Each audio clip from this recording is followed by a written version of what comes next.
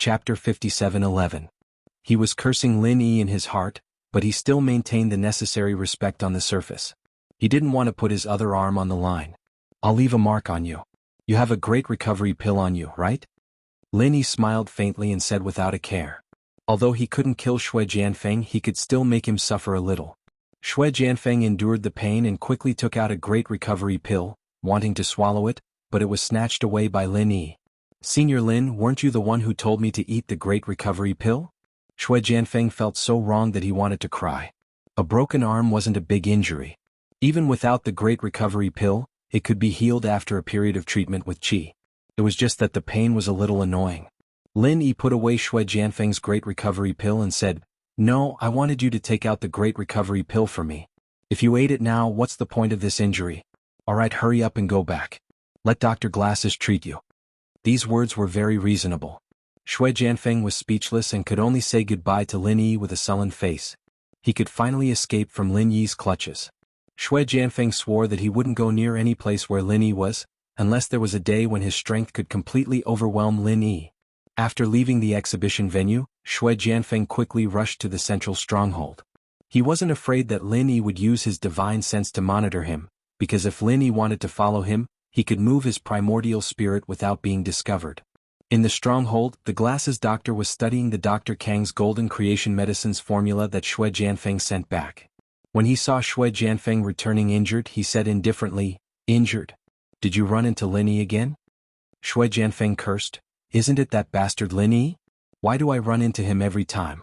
This time, I managed to escape with great difficulty. Luckily, I only lost an arm.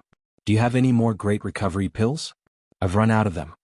Qin Dongqing snickered in his heart, but he had some regrets. If he went alone this time, he might be able to reach an agreement with Lin Yi. There weren't many opportunities to meet Lin Yi alone. Qin Dongqing took out a great returning pill and handed it to Shui Jianfeng, saying, "Eat mine first. Fortunately, it's just a fracture. It will heal very quickly."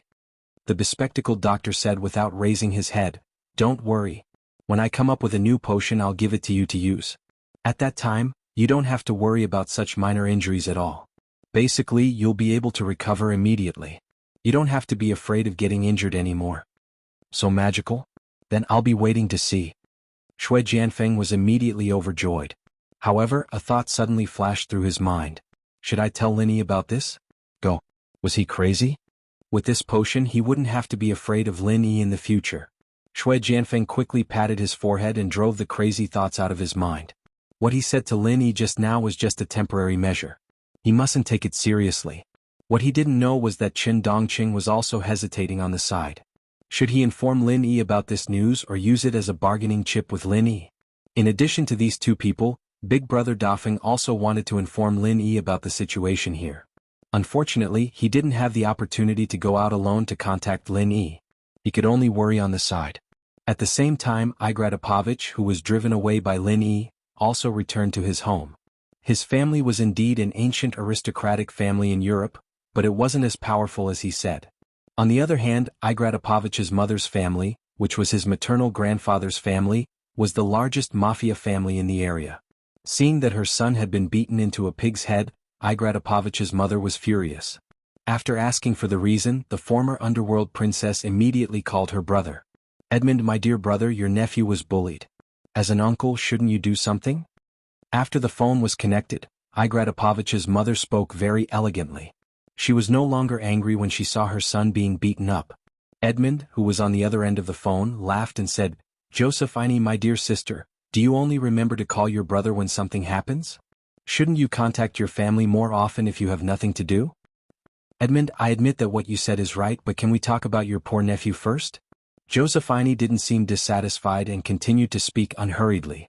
On the other side, Edmund shrugged and poured himself a glass of red wine, then said, "All right, as an uncle who loves the younger generation, of course I will stand up for our cute little Igratipovich. Tell me what happened." Josephine smiled in satisfaction and looked at the pitiful Igratipovich, then continued, "It's like this. Isn't Milva holding a medical exhibition? There's a medical group from the east, I think they're called Miracle Dr. Guan or something. Their people beat up Igratipovich. Edmund, you didn't see it, but your nephew's teeth were all knocked out. His entire face is swollen. It's so hateful." "Miracle Dr. Guan Medical Group? Edmund was startled. It sounded familiar.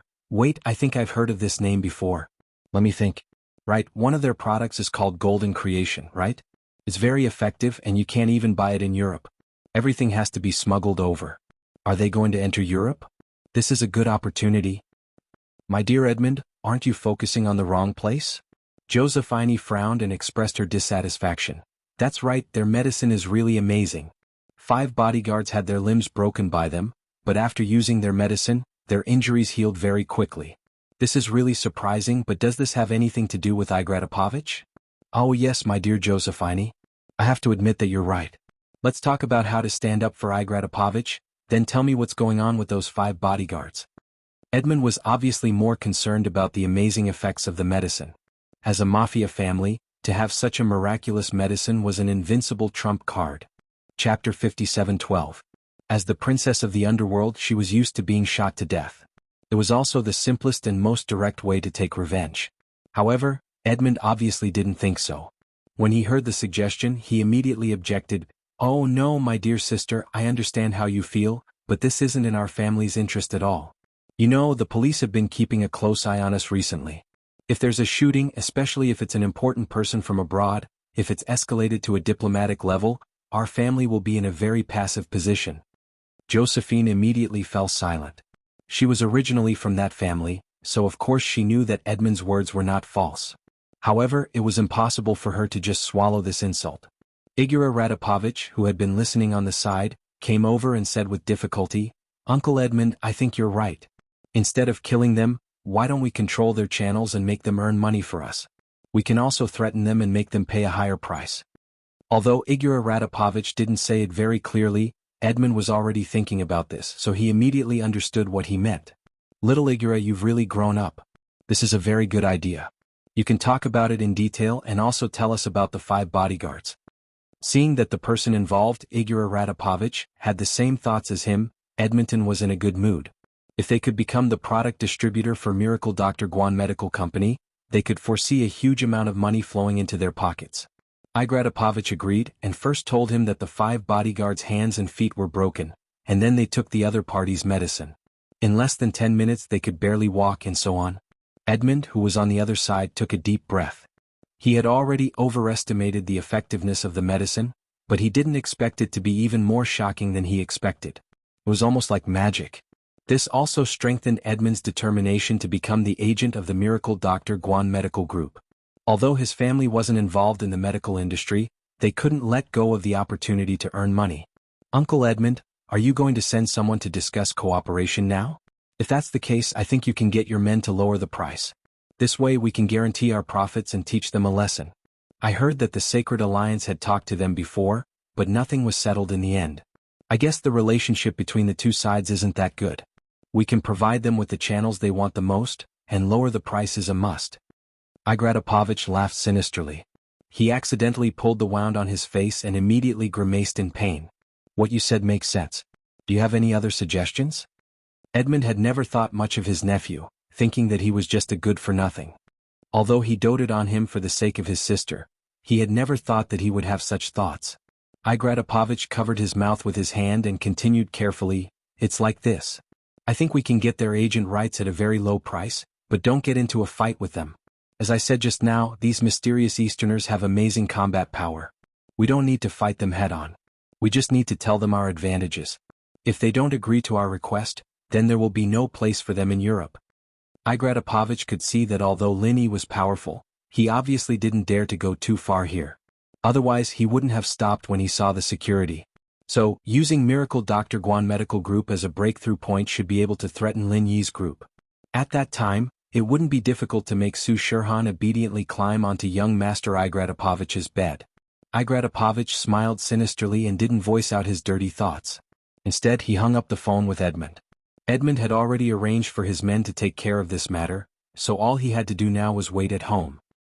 Maybe he should get a better set of dentures first. At this time, the crowd in front of Miracle Dr. Guan Medical Group's booth had finally dispersed. However, the popularity brought by Su Shirhan didn't disappear. There were still many people who came to ask some questions. It made the staff arranged by Kong Xiaobo very busy. If it was before the Sacred Alliance, Miracle Dr. Guan's brand would attract a lot of cooperation. However, with the appearance of the Sacred Alliance, Europe's demand for Miracle Dr. Guan's products had decreased a lot. After all, although the Sacred Alliance's products weren't as good as Miracle Dr. Guan Medical Group's products, they were cheaper. Before, Miracle Dr. Guan's products were all smuggled in. The price was enough to scare away most people. Because of this, among the people who asked, most of them wanted to buy a batch of products from Miracle Dr. Guan Medical Group and sell them in Europe. They wanted to see the effect before deciding on other things. There weren't many who wanted to be the agent. Kang Xiaobo and Lai Changyi didn't care. It didn't matter if they didn't have an agent. As long as they could sell to Europe, it was fine. They believed that with the quality of their company's products, they would be able to cause a panic in Europe sooner or later. At this time, 3 white men in black suits walked over arrogantly. The one in front was holding a briefcase. Who is the person in charge of Miracle Dr. Guan Medical Group here? The guy with the briefcase glanced at the people at the booth and asked arrogantly. Kang Xiaobo and Lai Changyi looked at each other. They both felt that the other party didn't come with good intentions. However, they weren't afraid of trouble. Lai Changyi stood up and said, "I'm the co-director of Miracle Dr. Guan Medical Group, Lai Changyi. What can I do for you?" "So you're a co-director. So you're the one who can make decisions? Very good." The guy who spoke nodded slightly and pointed at the seat behind him with his chin. "Let's sit down and talk. We want the European agent rights of your Miracle Dr. Guan Medical Group." Chapter 57:13. After sitting down, the man with the briefcase said, "I'm here to negotiate with you on behalf of the Fleischer family. You can call me Abel. Now tell me, what's the price of the Miracle Dr. Guan Medical Group's exclusive agency in Europe?" Kang Xiaobo raised his eyebrows. He had heard of the Fleischer family. Lan Fun was in charge of collecting information. As her husband, of course, he would pay more attention to it. This family was the biggest mafia family around Milva. They were famous throughout Europe.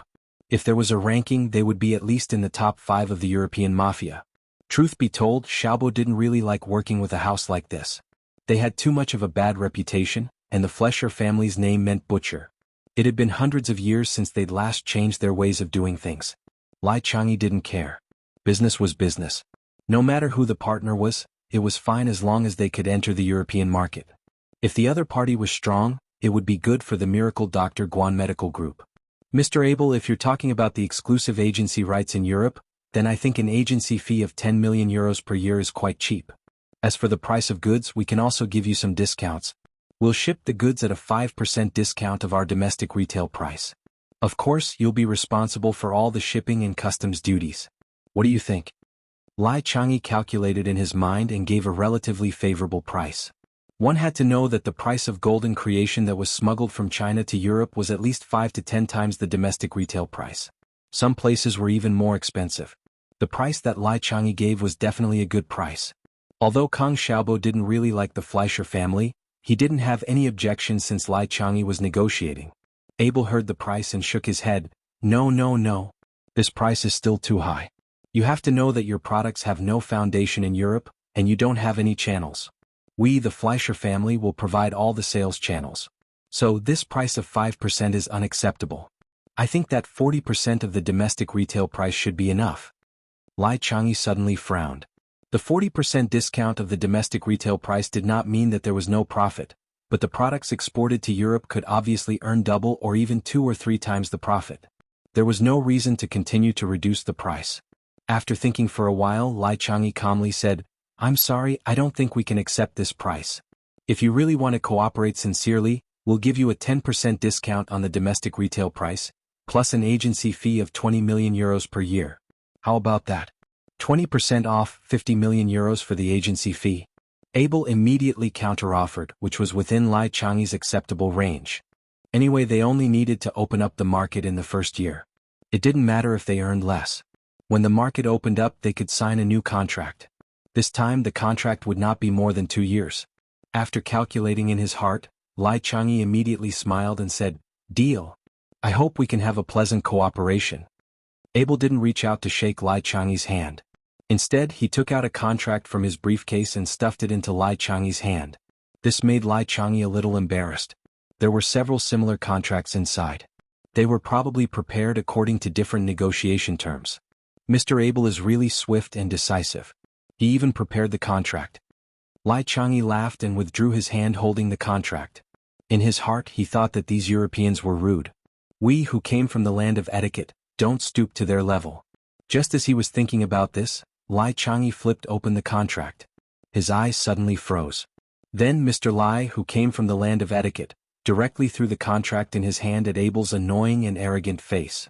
Get out. You're here to tease me, aren't you? Lai Chang'e's fat face that always had a smile seemed to be covered by frost. A terrifying aura rose from his body. Kang Xiaobo looked at Lai Chang'e strangely. This guy had always been a nice guy. When he first met Lin Yi, he would hug Lin Yi's leg and cry. What kind of contract could make Fatty Lai so angry? Abel was unmoved this time. He rearranged the contract and put it on the table. Mr. Lai, don't forget that this is Europe. It's our Fleischer family's territory. These terms are quite favorable for you. Besides, they were your own terms. Are you going back on your word now? I told you to get out. Lai Chang'e narrowed his eyes. His eyes were flashing with anger. Kang Xiaobo reached out to take a look at the contract. His face turned green. The supply price was correct. It was 20% off the domestic retail price. However, the agent fee of 50 million euros wasn't paid by the Fleischer family to the Miracle Dr. Guan Medical Group.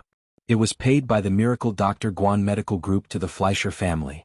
It wasn't that there wasn't such a way to pay agent fees, but basically, it was for those products that had no market at all. They had to beg others to sell them through a channel. In this way, most of the profits from the sales would go to the product company. Would the Miracle Dr. Guan Medical Group's products have no market? If the supply couldn't meet the demand by smuggling 5 to 10 times the price, it showed the profits. If the Fleischer family asked for such an agent fee, then there wouldn't be any supply price because all the profits from the sales of the products would go to the Miracle Dr. Guan Medical Group. Now, these guys wanted the agent fee for the channel and the profits from the sales of the products. What a joke. This kind of cooperation was equivalent to letting Lai Chang'e and the others pay for the Fleischer family. Instead of that, wouldn't it be better to sell it in the country? As the number one follower of Lin Yi young thug, Kang Xiaobo's temper was much worse than Lai Chang'e's. In addition, he didn't have a good impression of the Fleischer family. After looking at the contract, he slapped it on Abel's face without saying anything. This time it wasn't a light throw from Lai Chang'e. It was a solid slap on Abel's face. His face was slapped to the side. Although it didn't contain any qi, it was more powerful than an ordinary adult slap. Chapter 57:14. After the two slaps, Kang Xiaobo's anger subsided a little. He clasped his hands together and shattered the contract into pieces. Then he pushed Abel and the two people beside him out without any explanation. Abel, who had just regained his senses after being slapped twice, shouted furiously, "How dare you do this to me? Damn Easterners! Do you know that if you offend us, no one in Europe will dare to work with you? Just wait to get out of Europe with your tails between your legs." Lin Yi suddenly appeared beside Abel, grabbed him by the back of his collar and threw him out. Then he threw the other two out as well. Then he said coldly, "You can leave now. I want to see if there's really no one willing to work with us without you." After that, he turned around and smiled at Kang Xiaobo. "Xiaobo, well done. There's no need to be polite to these cheese." That being said, the people who came to ask questions earlier turned around and left when they saw this scene. It was obvious that they knew a lot about the Fleischer family. Abel crawled up from 10 meters away yelling at Lin Yi. "Who the hell are you? How dare you interfere with our Fleischer family's business?" Kang Xiaobo stepped forward and said, "This is our boss. He has the final say in everything in Miracle Dr. Guan's medical company." "Good. Very good. You will regret this." Abel was silent for a while, then he turned around and walked towards Dr. Kang's booth while cursing. At the same time he turned around and said to Lin Yi, "You're not the only one here with golden creation. Although the effect of Dr. Kang's medicine is slightly weaker than yours, it won't be by much. I'll go look for them." This was obviously a sign of weakness. No one knew if it was Edmund's order or if he was really afraid. But Dr. Kang's cooperation was indeed within the plan. Edmund Fleischer wanted to monopolize the golden creation in the East. It wasn't enough to just get Miracle Dr. Guan's dealership. If he could get Dr. Kang's dealership as well, then he'd be able to make huge profits with a small investment. He'd be able to focus on whichever one was more profitable, and there wouldn't be any competition. Miracle Dr. Guan's booth, which had been filled with people before, became deserted once more after Abel left. No one would come to seek cooperation after knowing that Miracle Dr. Guan had offended the Fleischer family. Kang Xiaobo smiled bitterly. "Boss, it seems that this trip is in vain. But it doesn't matter. Anyway, the increased production capacity can be absorbed in China. If it doesn't work, we can sell it to America. Such a small matter made you give up on your plan to enter Europe? Then you have no ambition. Lin Yi patted Kang Xiaobo's shoulder with a smile. He didn't seem to mind at all. Lai Changyi also came over with a smile. Boss is right. We'll cross the bridge when we get there. Don't worry. Alright boss, why did you come alone? Oh, I came back to take a look. They're still eating. Why don't you two go and eat as well? Let them watch over here, Lin Yi said casually. He also noticed Abel and the others coming over. It seemed like they didn't come with good intentions, so he came over to take a look. It's fine. You go eat, boss. Old Lai and I will wait here. Maybe someone will come and ask about it. Kang Xiaobo said a little dispiritedly. He still had some ideas about entering Europe, so he wanted to see if there were more opportunities. Lin Yi sighed softly in his heart. Originally, he didn't want to continue to intervene in the affairs of the secular world, but now it seemed that he still had to use his previous relationships. It was not impossible to destroy the Fleischer family by force, but unless this method could wipe out the entire population of Europe, it was bound to cause a backlash in the future. At that time, Lin Yi would return to Heaven Stage Island, and Kang Xiaobo and the others would become the people who would bear the brunt of the anger. He took out his phone and dialed the familiar number. After it was connected, Lin Yi opened his mouth and wanted to say, "Princess, help me check." But he immediately realized that Ran Ran had fallen into a deep sleep. The intelligence contact of the Black Butterfly organization had probably been changed a long time ago. Sure enough, there was a pleasant but unfamiliar female voice on the other side. She said softly to Lin Yi, "Hello." Lin Yi replied, "I'm fine." Then the person on the other side said, "The Heavenly King covers the Earth Tiger." Lin Yi whispered, "The Black Widow is dead." To be honest, Lin Yi didn't understand how his master came up with such a contact code back then, and it hadn't changed for so many years. When Ran Ran was still around, Lin Yi didn't need to say it because Ran Ran knew Lin Yi's number and voice. As long as it was Lin Yi calling, she would know immediately. "May I ask for your code name?" The soft female voice continued to explain the process. Lin Yi withdrew his thoughts and said faintly, "Eagle, killer code Z0001. Hello Eagle. Is there anything I can help you with?" The girl's tone was noticeably more respectful after Lin Yi introduced himself. "Please help me check the contact information of a person with the surname Buffon in my previous mission. I forgot his name, but I only know that he is the young master of the Buffon family in Europe." Lin Yi only remembered that there was such a person, and he should be able to help Kang Xiaobo and the others. "Okay, please wait a moment." The female voice said softly, and then continued after only 2 or 3 seconds. "I found it. I have sent it to your mobile phone. Is there anything else I can help you with?" "No, thank you." Lin Yi thanked her and hung up the phone directly. Then he opened the text message. Sure enough, he had received a new message. It was the contact number of the young master of the Buffon family. As long as he could contact him, the threat of the Fleischer family could be resolved. Kerman Buffon, this was the person Lin Yi was looking for. In a mission that year, Lin Yi saved Kerman's life. Now that he was looking for him to do something, he wouldn't refuse. The phone rang for a long time before it was connected. Then there was deafening music and noise from the other end. It seemed that this guy was out at a bar. "Hello, who is it? Say something. Don't disturb me from drinking." A young man's voice shouted impatiently. It seemed that he was a little unhappy about being disturbed. Lin Yi smiled slightly and said plainly, "Kerman Buffon? I am Eagle." The other side seemed to be stunned for a moment, and then there was an excited scream, "Eagle? Brother Eagle? Quiet. You guys keep quiet." Chapter 57:15. Lin Yi smirked. It seemed like Kerman did not forget that he saved his life. Also, the Buffon family seemed to be quite powerful. Kerman took a few deep breaths. Then he asked nervously and excitedly, "Brother Ing, is that really you?" "It's me. I haven't seen you for a long time. How are you?" Lin Yi casually greeted him. After all, they had not contacted each other for many years. "Of course I'm fine. Damn it, Brother Ing, where have you been all these years? Do you know how many times I've been looking for you? But your previous organization told me that you've already retired. They don't even have your contact information. I've sent people all over Asia to look for you. Unfortunately, there has been no news of you. You finally remembered to call me." Kerman spoke very quickly. Fortunately, Lin Yi's English hearing was not bad. Otherwise, he might not have been able to understand what he was saying. However, Kerman said that he had been looking for him. This surprised Lin Yi. Back then he only saved him once. Later on, they established a certain level of friendship. But there was no need for Kerman to look for him for so many years, right? For example, Lin Yi himself did not even remember Kerman's name. If it wasn't for the detailed information in the text message, it would be awkward for him not to be able to remember Kerman's name. Brother Ing, where are you now? Asia? Give me the specific coordinates. I'll fly over to meet you immediately. After Kerman spoke, he immediately asked for Lin Yi's location. It seemed like he had been looking for him for a long time. Lin Yi smiled and said, I'm in Europe now. Milva, if it's convenient for you, you can come over and meet me. I have something to talk to you about. Milva?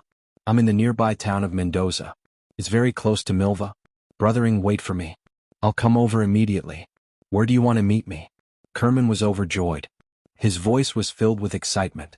Lin Yi thought about it and said, I'm staying at the Milva International Hotel. Why don't you come over there and call me when you're there? No problem. I'll be there in 30 minutes. Brother Ing, wait for me. Kerman immediately hung up. It seemed like he rushed out to drive. Lin Yi tilted his head. He didn't know why this guy wanted to see him so much. Perhaps it was because he admired him? After all, he was only a teenager when Lin Yi saved him, the age where he worshipped heroes. After seeing Lin Yi's skills, he made Lin Yi his idol. No matter what, Kelman's attitude was helpful to Miracle Dr. Guan's medical company. Lin Yi didn't think too much about it. He turned back to Xiaobo and Lai Chang'e. Come, let's go back to the hotel. I found someone to represent us. There shouldn't be a problem with the European channels. Xiaobo stared blankly at Lin Yi. Boss, you're so cool. You even know people in Europe. Lai Chang'e slapped the back of Kang Xiaobo's head. He laughed and said, What are you talking about? Do you only know how awesome Boss is now? Kang Xiaobo thought about it and agreed. However, he still had to take revenge for being hit by Lai Chang'e. Two joint directors were fighting without any warning. The atmosphere just now was gone. Lin Yi smiled and shook his head. He didn't care about the two. He walked out of the venue and called Sun Jingyi and the others. He told them that he was going back to the hotel and that they would go back together after Languza finished his meal. Kang Xiaobo and Lai Chang'e laughed as they followed behind Lin Yi. They didn't care about the booth. After what the Fleischer family did on the first day, they probably wouldn't have any intention to cooperate. A few workers were enough to deal with it. After the three of them returned to the hotel, they waited for Kerman at the bar. Kang Xiaobo asked Lin Yi how he knew Kerman. Boss, didn't you transfer from the mountains to Songshan High School? Since when did you know the young master of a big family in Europe? Kang Xiaobo poured a glass of red wine for Lin Yi and asked curiously.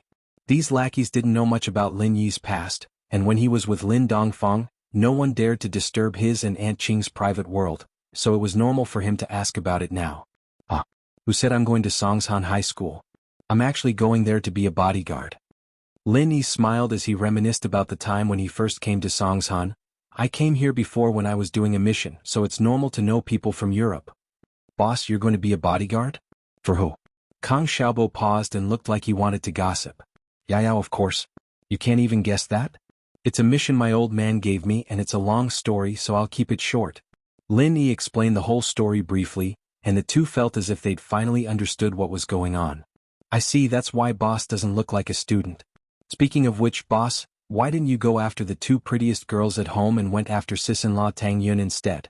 Kang Xiaobo laughed as he wondered if Boss thought that rabbits don't eat the grass near their nest. Lin Yi looked strangely at Kang Xiaobo and said, Didn't you tell me to go after Tang Yun? Kang Xiaobo was dumbfounded. It seemed like it was true. He couldn't say anything and could only raise his glass to Lin Yi and Lai Chang'e. The three gently clinked their glasses. After Lai Chang'e took a sip of red wine, he said to Lin Yi with interest, Boss, can you tell us about your glorious past? Otherwise, wouldn't it be shameful if we don't even know Boss' glorious past? Kang Xiaobo immediately nodded and said, That's right, Boss, tell us about that Kerman Buffon first. How did you meet him? He seems to have some power here? Okay, since we have nothing to do anyway, let's just talk about it. Lin Yi usually wouldn't talk about his past. He was in a good mood today, so he told Kang Xiaobo and Lai Chang'e, I was only 16 years old at that time. I came to Europe to carry out a mission and save the life of an 11 or 12-year-old boy. That was Kerman Buffon. Kang Xiaobo and Lai Chang'e listened attentively. After 10 seconds, they saw that Lin Yi didn't continue talking and they couldn't help but ask hesitantly, Boss, then that's it. Lin Yi said matter-of-factly. Chapter 57:16. However, Lin Yi could go into detail about what happened after he arrived at Songshan, but Kang Xiaobo and Lai Chang'e both knew about it. Seeing how emotional Lin Yi was, they could only sigh along with him. Not long after, Kerman's call arrived. After knowing Lin Yi's exact location, Kerman only took 5 to 6 minutes to appear at the entrance of the bar. The young man from back then had grown a lot taller. He was wearing a simple white t-shirt and jeans with a beige casual suit. Coupled with his slightly curly short blonde hair, one would think of the word low-key luxury at first glance. "Kerman, over here." Lin Yi waved at the door and stood up with Kang Xiaobo. This was out of respect for a friend, and it had nothing to do with Kerman's identity. Kerman looked towards the direction of Lin Yi's voice, and his face was instantly filled with joy. He stretched his long legs and rushed over, not even bothering to greet the young man behind him. "Brother Ing, I finally found you." Kerman ignored Lin Yi's outstretched hand and rushed up to give Lin Yi a big hug. Then he smiled and nodded at Kang Xiaobo and Lai Changyi. He hadn't introduced Lin Yi officially, but since he was one of Lin Yi's people, it was only natural for him to express his goodwill. Lin Yi waited for the person who came with Kerman to come over before gesturing for everyone to sit down. Kang Xiaobo and Lai Changyi introduced themselves, saying that they were both Lin Yi's underlings, instantly making Kerman feel a lot closer. "Brother Ing, this is Lyman Gerard, my friend. His family is related to mine, so Lyman often comes out with me to play." After Kang Xiaobo and Lai Changyi introduced themselves, Kerman also introduced the young man who came with him. "Greetings, big brothers. I am Lyman Gerard. If you have any trivial matters in Europe, you can look for me to make arrangements. If there are any major matters, I will still need Brother Kerman's help," Lyman said with a brilliant smile. This young man easily gave people a good impression. He did not have the aura of a playboy. Perhaps it was because of Lyman's respect for Lin Yi and the others? From the conversation between the two, Lin Yi could easily determine that Lyman should be Zuckerman's younger brother, or in other words, the Gerard family itself was the younger brother of the Buffon family, so Lyman was more or less a follower, following Zuckerman everywhere to play. After the new glasses were delivered, Lyman took the initiative to take the bottle and poured wine for Kelman. He also asked Lin Yi and the others if they needed any more wine before pouring it for himself. "Brother Ing, where have you been all these years? Why couldn't I find you?" After raising his glass and toasting Lin Yi, Kerman couldn't wait to ask. Lin Yi smiled faintly. "It's me, I'm in school." Kang Xiaobo and Lai Changyi couldn't help but laugh. Their boss just said that he wasn't going to school but to be a bodyguard, and now he said that he was going to school. But this wasn't wrong. Lin Yi did stay in school for a long time. Of course, it was only in name. In reality, he skipped classes every 2 to 3 days. "School?" Kerman paused, not expecting an answer like this. No wonder the men he sent out couldn't find Lin Yi at all. He'd never asked his men to pay attention to any of the students in the school. "You said that you've been looking for me for a long time, what's the matter?" Lin Yi wasn't in a hurry to talk about Miracle Dr. Guan's medical company. He asked Kelman first. Kelman shook his head, trying to get rid of the fact that Lin Yi was going to school. He put on a look of admiration. "It's like this, Brother Ing, I've always wanted to be your disciple. I was young back then, so I didn't think about it. I only regretted it after you went back. I've been looking for you for a few years now and I finally found you. Today you must take me as your disciple and teach me martial arts." Lin Yi was speechless. This was really a hero complex. For the sake of learning martial arts, this guy had been looking for someone all over the world for a few years. This guy's heart was quite firm. Lyman followed. "Brother Ing, if it's possible, please take me as your disciple. I'm the same as Brother Kelman, I admire your martial arts." "Don't worry, Lyman. If Brother Ing takes me as his disciple, I'll definitely take you as my disciple. After we finish learning, we'll be able to sweep across Europe." Kelman patted his follower's shoulder as if Lin Yi had already agreed to take them as his disciples. But Lin Yi didn't say anything. How did it become a certainty? Kang Xiaobo and Lai Changyi couldn't stop laughing. They didn't expect to encounter such a fun thing with their boss. It wasn't a wasted trip. Lin Yi looked at the two shoulders and smirked. He said to Kelman, "You guys don't have any foundation right now. You should learn from Kang Xiaobo and Lai Changyi first. I taught them. You guys will be in contact with each other in the future, so it'll be convenient for them to teach you." Kang Xiaobo and Lai Changyi were dumbfounded. Why were they involved? They were the co-directors of the Miracle Dr. Guan Medical Group. They didn't have time to play around with these two kids. In fact, the two of them were only a few years older than Kerman, but from their point of view, Kerman and Kerman could only be considered as children who were still wet behind the ears. Kelman and Lyman looked at Kang Xiaobo and Lai Changyi with distrust. Especially Lai Changyi. He was at the foundational stage, but he still looked like a fatty. He didn't look like a master at all. Kang Xiaobo and Lai Changyi weren't happy. Kelman and Lyman weren't happy either. Lin Yi smiled and pointed at the alloy table in front of him.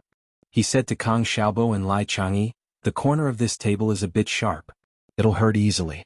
Cut it off with your hands and make it smoother." He wanted them to show off their skills to intimidate these two foreigners. Actually, what Lin Yi said was child's play to Kang Xiaobo and Kelman. It was effortless. Since their boss ordered them, they could only shake their heads and smile. Both of them stretched out a finger and gently drew an arc on the corner of the table. Immediately, a smooth and thin line was cut out of the alloy table by their Jinchi. Both of them casually pinched the small corner of the table and took it off. Kelman and Lehman's mouths were wide open. They couldn't believe what they saw. Is this magic? Brothering, you brought two magicians, right? Chapter 57:17. Kang Xiaobo looked at him like he was looking at a country bumpkin and said proudly, "Come Kerman, move aside. This arc isn't smooth enough, let me fix it." After Kerman moved aside, Kang Xiaobo wiped the corner with his hand, and a layer of fine metal powder was scattered on the ground. Kerman looked at the corner again and the shape had indeed changed. Only then did he believe that what he saw was real. At that moment, the two European youths looked at Kang Xiaobo and Lai Changyi with shining eyes. Their shocked expressions made the two of them feel that it wasn't bad to have two disciples like them. Lin Yi smiled, "All right, this matter is settled. Now let's talk business." Kerman wiped the saliva from the corner of his mouth and sat up straight. "Big brothering, if you need anything just let me know. I'll do my best to help you." "That's not necessary. If you're troubled, you don't have to force yourself," Lin Yi said with a smile before getting back to the main topic. "Kerman, I wanted to ask, does your family have a medical business?" "Haha, so Big Brothering wants to ask about business. Then there's no problem, I'll definitely be able to help. My family does all kinds of business. Just leave it to me, Big Brothering." Kerman smiled and said confidently. "All kinds of business? Is it a shopping mall?" Kang Xiaobo interrupted with a smile. He didn't think that Kerman would turn around and nod at him. "We do have shopping malls, but there's only about 30 of them in the whole of Europe. We need to continue expanding." Kang Xiaobo's eyes lit up. It seemed like the Buffon family was really strong. From what Kerman said, shopping malls were one of the less important businesses, but these channels were very helpful to the sales of the Miracle Dr. Guan Medical Group's products. Lin Yi nodded, "That's good.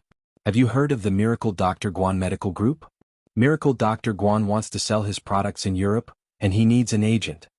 Before Lin Yi could finish, Kerman said excitedly, "Miracle Dr. Guan Medical Corporation, the one with the gold sore medicine, right?" "I know. When I sent people to find Brother Ing, I heard about Miracle Dr. Guan's golden sore medicine. My men even smuggled some over and the effects were amazing. Brother Ing, are you representing Miracle Dr. Guan's medical company? If that's the case, you must give us the dealership." Lin Yi and the other two were slightly stunned. They didn't expect Kerman to know about their products. However, his explanation was acceptable. Anyone who stayed in the country and came into contact with the gold sore medicine would have a deep impression of this product. Since Kerman knew about it and had the intention, it was easy to negotiate. Kang Xiaobo and Lai Changyi reintroduced themselves as the co-director of Miracle Dr. Guan's medical company. Kang Xiaobo immediately decided to cooperate with them. Although Kerman was young, he was the leader of the new generation in the Buffon family who had a lot of power. He could take the dealership on his own. Out of respect for Lin Yi and the fact that he was about to learn martial arts from Kang Xiaobo, Kerman generously gave them the greatest sincerity he could. The dealership fee to Miracle Dr. Guan's medical company every year was 100 million euros, and the supply price was the retail price in the country. This condition was much better than what he just gave to the Fleischer family. The dealership fee was a few times higher, not to mention the supply price. Furthermore, Kerman wasn't just giving away money for free. Cooperation was a win-win situation. His subordinates were in the business of smuggling godly Dr. Guanguan's golden sore medicine, and they knew how terrifying the profits were. As long as they could get the exclusive agency rights, a mere 100 million was nothing. If they had a sufficient supply, they could easily earn 700 to 800 million euros a year. Both parties were very sincere, and they quickly finished discussing the details.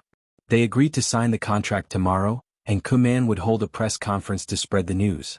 After all, Miracle Dr. Guan's golden sore medicine had always been a smuggled product, but it had a good reputation. If they used this opportunity to spread the news, it would definitely be an instant hit. After discussing the business, Kerman, who looked like an elite in the business world, immediately turned into a young man who dreamed of martial arts. He pestered Lin Yi and the other two and started asking all sorts of questions. In the end, the two were drunk and sent to the hotel room. Lin Yi and the other two finally got away. It was almost 1:30 in the morning. Sun Jingyi and the others had already returned to rest. The three went back to their rooms to rest. The next afternoon, House Buffon arranged a press conference at Miracle Dr. Guan's booth to prepare for the signing of the contract with the Miracle Dr. Guan Medical Group.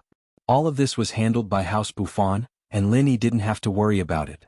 Kerman, on the other hand, only woke up at noon, and after washing up, he came to the stadium in high spirits. It wasn't time yet. The press conference hadn't been set up yet, but Abel got the news from somewhere. He knew that someone was going to sign a contract with the Miracle Dr. Guan Medical Group, so he rushed over with his men. Seeing that Kang Xiaobo and Lai Changyi were there, but Lin Yi wasn't there, Abel waved his hand and ordered his men to spread out. They surrounded Miracle Dr. Guan's booth, preventing anyone from entering the area. Kang Xiaobo's face darkened when he saw this. Abel, what's the meaning of this? Are you causing trouble? Haha, which eye of yours saw me causing trouble? I'm maintaining order. I'm helping you. Shouldn't you be thanking us? Abel was quite shameless. He lied through his teeth. Thank you, but we don't need it. Please leave. Otherwise, don't blame me for being impolite. Kang Xiaobo laughed coldly. Abel was stunned. Kang Xiaobo's actions last night were still fresh in his memory. But Igratipovich said that these people followed the rules. At least they didn't dare to act recklessly after the security arrived. Abel was at ease. Is this your private place? Why don't we call the security and ask if there's such a saying? Abel looked at Kang Xiaobo mockingly. He knew that Kang Xiaobo wouldn't be able to do anything. Chapter 57:18. Abel looked at Kang Xiaobo's defeated expression and smiled proudly. Mr. Kang, I've said it before. Without the support of the Fleischer family, you'll have a hard time in Europe. How about it? I've prepared a new contract from yesterday. Why don't you sign it? Look at how magnanimous I am. You should be grateful for this. Languza suddenly appeared out of nowhere with a big bag of hamburgers in his arms. His mouth was also stuffed full. Seeing Abel's arrogant look, he turned to Kang Xiaobo and said vaguely, Brother Kang, this guy looks quite annoying. Do you want me to help you beat him up? Kang Xiaobo smiled. These days, he and Languza had become familiar with each other. He knew that Languza simply liked to fight. To be more precise, he liked to bully noobs. However, Lin Yi didn't allow him to casually make a move. If Kang Xiaobo agreed, then it wouldn't violate Lin Yi's order. No need. Languza, you go find boss. I can handle this. Kang Xiaobo smiled and waved his hand. He knew that Languza didn't hold back. He didn't dare to let Languza make a move. Languza shook his head regretfully. He took out a hamburger from the bag and took a big bite. Then he went to the lounge. Lin Yi, Sun Jingyi, Su Shihan, and the others were waiting there. Abel suddenly felt cold sweat on his forehead. The moment he saw Languza, he thought of the 5 bodyguards of Igratipovich. It was said that they were caught by this blue-haired guy in an instant. Then their limbs were mercilessly broken. If Languza attacked him just now, wouldn't he end up in the same miserable state? Abel was secretly afraid. He didn't dare to say anything to provoke Languza. Anyway, today's goal was to destroy the contract between Miracle Dr. Guan Medical Company and some European companies or individuals. As long as he showed the name of the Fleischer family, he believed that not many people would dare to mess with them. Yo, isn't this the watchdog of the Fleischer family? Why are you in such a good mood? Where's your master? Didn't he come with you with a leash? Just when Abel was thinking that not many people would dare to offend the Fleischer family, a fearless person walked over. It was the young master of the Buffon family, Kerman Buffon. Looking back, Abel's face turned ugly. Kerman didn't bring laymen alone. There were more than 20 bodyguards. They were supposed to maintain order at the scene. Who would have thought that they would be surrounded by the people from the Fleischer family before the conference even started? Kerman, this is the territory of the Fleischer family. I'm doing something serious right now. Are you trying to provoke us by bringing people here? Abel said in a deep voice. Although he was afraid of the Buffon family, he wasn't afraid. I don't have the time to provoke a watchdog. I'm here for serious business. Do you see the setup for the press conference? Kerman pointed at the press conference, which had yet to be completed. His meaning was self-explanatory. Kerman Buffon. This is the business that our Fleischer family wanted first. Are you trying to snatch it from us? Abel stared at Kerman angrily. He immediately realized that it was the Buffon family that had formed a partnership with the Miracle Dr. Guan Medical Group. But he also knew that there wasn't much hope for this business. The strength of the Buffon family was no worse than that of the Fleischer family. Perhaps it was even stronger. More importantly, the Fleischer family and the Buffon family had always been at odds. They were originally enemies, so they would not give him face. As expected, Kerman laughed. That's funny. You're saying it as if you didn't snatch business from us. Plus, I've officially formed a partnership agreement with Miracle Dr. Guan's medical company. I'm not like some shameless people who only know how to use underhanded methods. Forget it, why am I wasting my breath on a dog? It's a waste of my saliva and lowers my status. Abel's face turned green. He gritted his teeth. Kerman Buffon, don't forget where you are. This is Milva, the territory of our Fleischer family. Aren't you afraid that old Buffon will be sad if you come here and cause trouble? This time, Lehman didn't need Kerman to speak. He sneered, what a joke. If your Fleischer family dares to touch Kerman here, we, the Gerard family, will be the first to teach you a lesson. Abel narrowed his eyes and looked at Komen and Lehman with murderous intent. Although the Gerard family was the younger brother of the Buffon family, and their strength was more than a level lower, the Gerard family was famous for their crazy fighting spirit. If they really bit the Fleischer family, even if they couldn't kill the Fleischer family, they would definitely be able to tear off a large piece of flesh. I'm in a good mood today. I don't want to argue with a watchdog like you. Get lost. If you want to cause trouble for this young master, send Edmund or those useless sons of his to deal with me. You're not qualified. Kerman said to Abel in disdain. He then waved his hand and asked his men to chase him and the Fleischer family away. This was their territory, but Kerman had the confidence to do so. Needless to say, this guy had the potential to become an overlord when he fully matured. Although Abel was unwilling, there was nothing he could do. His heart was bleeding as he watched a cornucopia of business being snatched away like this. If he had known this earlier, he would have signed the contract according to Lai Chang's conditions yesterday. The conditions were really very favorable. It was very easy to earn €1 billion a year. Now it was all for naught. Dr. Kang's golden sore medicine, which was similar to Miracle Dr. Guan's, was taken away by the Sacred Alliance long ago. The Fleischer family who lost both ends could only watch as others ate the meat. They couldn't even get a share of the soup. All of this was because of that idiot Igratopovich. What a stupid idea. Abel thought hatefully. Unfortunately, he couldn't do anything. Kerman was right. He was just a dog under Edmund, and Igratopovich was Edmund's nephew. What should he do in the end? Edmund had to figure it out himself. Chapter 57:19. Kang Xiaobo smiled and nodded. Boss is here. He's resting in the lounge. Did you sleep well last night? It was all right. This little bit of wine is nothing. How about we go for a drink after today's conference? Kerman said with a smile as if he wasn't the drunk person yesterday. Kang Xiaobo didn't mind. With his strength, he could drink a jar of white wine, let alone a few bottles of red wine. It wasn't a big deal. It was normal for him to not get drunk after thousands of glasses of true qi. The two of them stood at the side and chatted for a while. The background of the conference was almost done.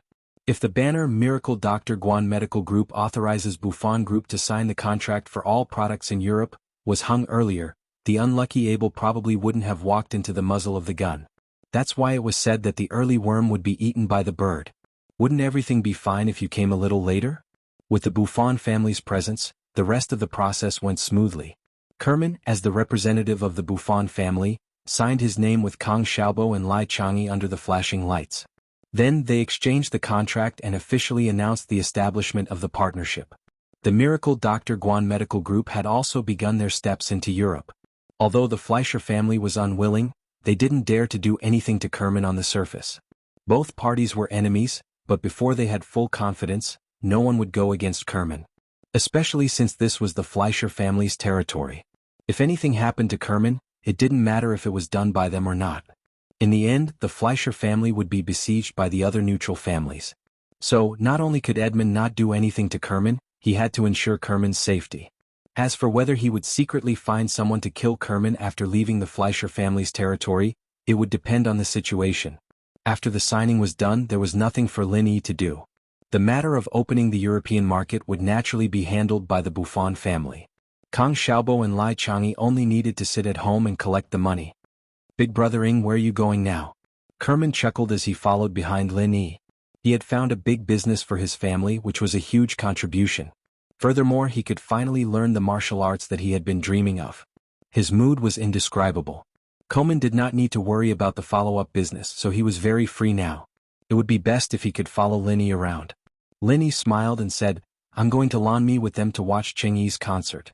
If you have nothing to do, come with us. Even if Lin Yi didn't invite him, Kerman would probably go with him. Hence, Lin Yi decided to ask him to come along. Kuman immediately smiled and nodded. I'm fine. I'm free all day. I know Qingyi. She's a very famous Chinese singer. I happen to be her fan. Let's go together. Brothering, do you have tickets? Do you want me to get someone to buy them? Qingyi's concert tickets were sold out a month ago. There was no such thing as a scalper in Europe. Only a young master like Kerman would dare to ask for tickets. Linny smiled and said, that's not necessary. We can just go in. Go in? Kerman was a little suspicious, but when he saw Su Shirhan coming out of the resting room, he knew how to get in. Su Shirhan. What was unexpected was that Lyman and Keeman, these two guys that were inseparable, were Shirhan's fans as well. They didn't even care about Lin Yi and the others when they saw Shirhan, rushing over to ask for an autograph and a picture. Sure enough, the young master of a big family was still an ordinary person. He would have the need to chase after celebrities. However, compared to trash like Igor Adopovich, these two brats were obviously more likable. At least they wouldn't show off their status and look down on celebrities and other artists. After a while, Kerman found a long limousine and put Lin Yi and the others in.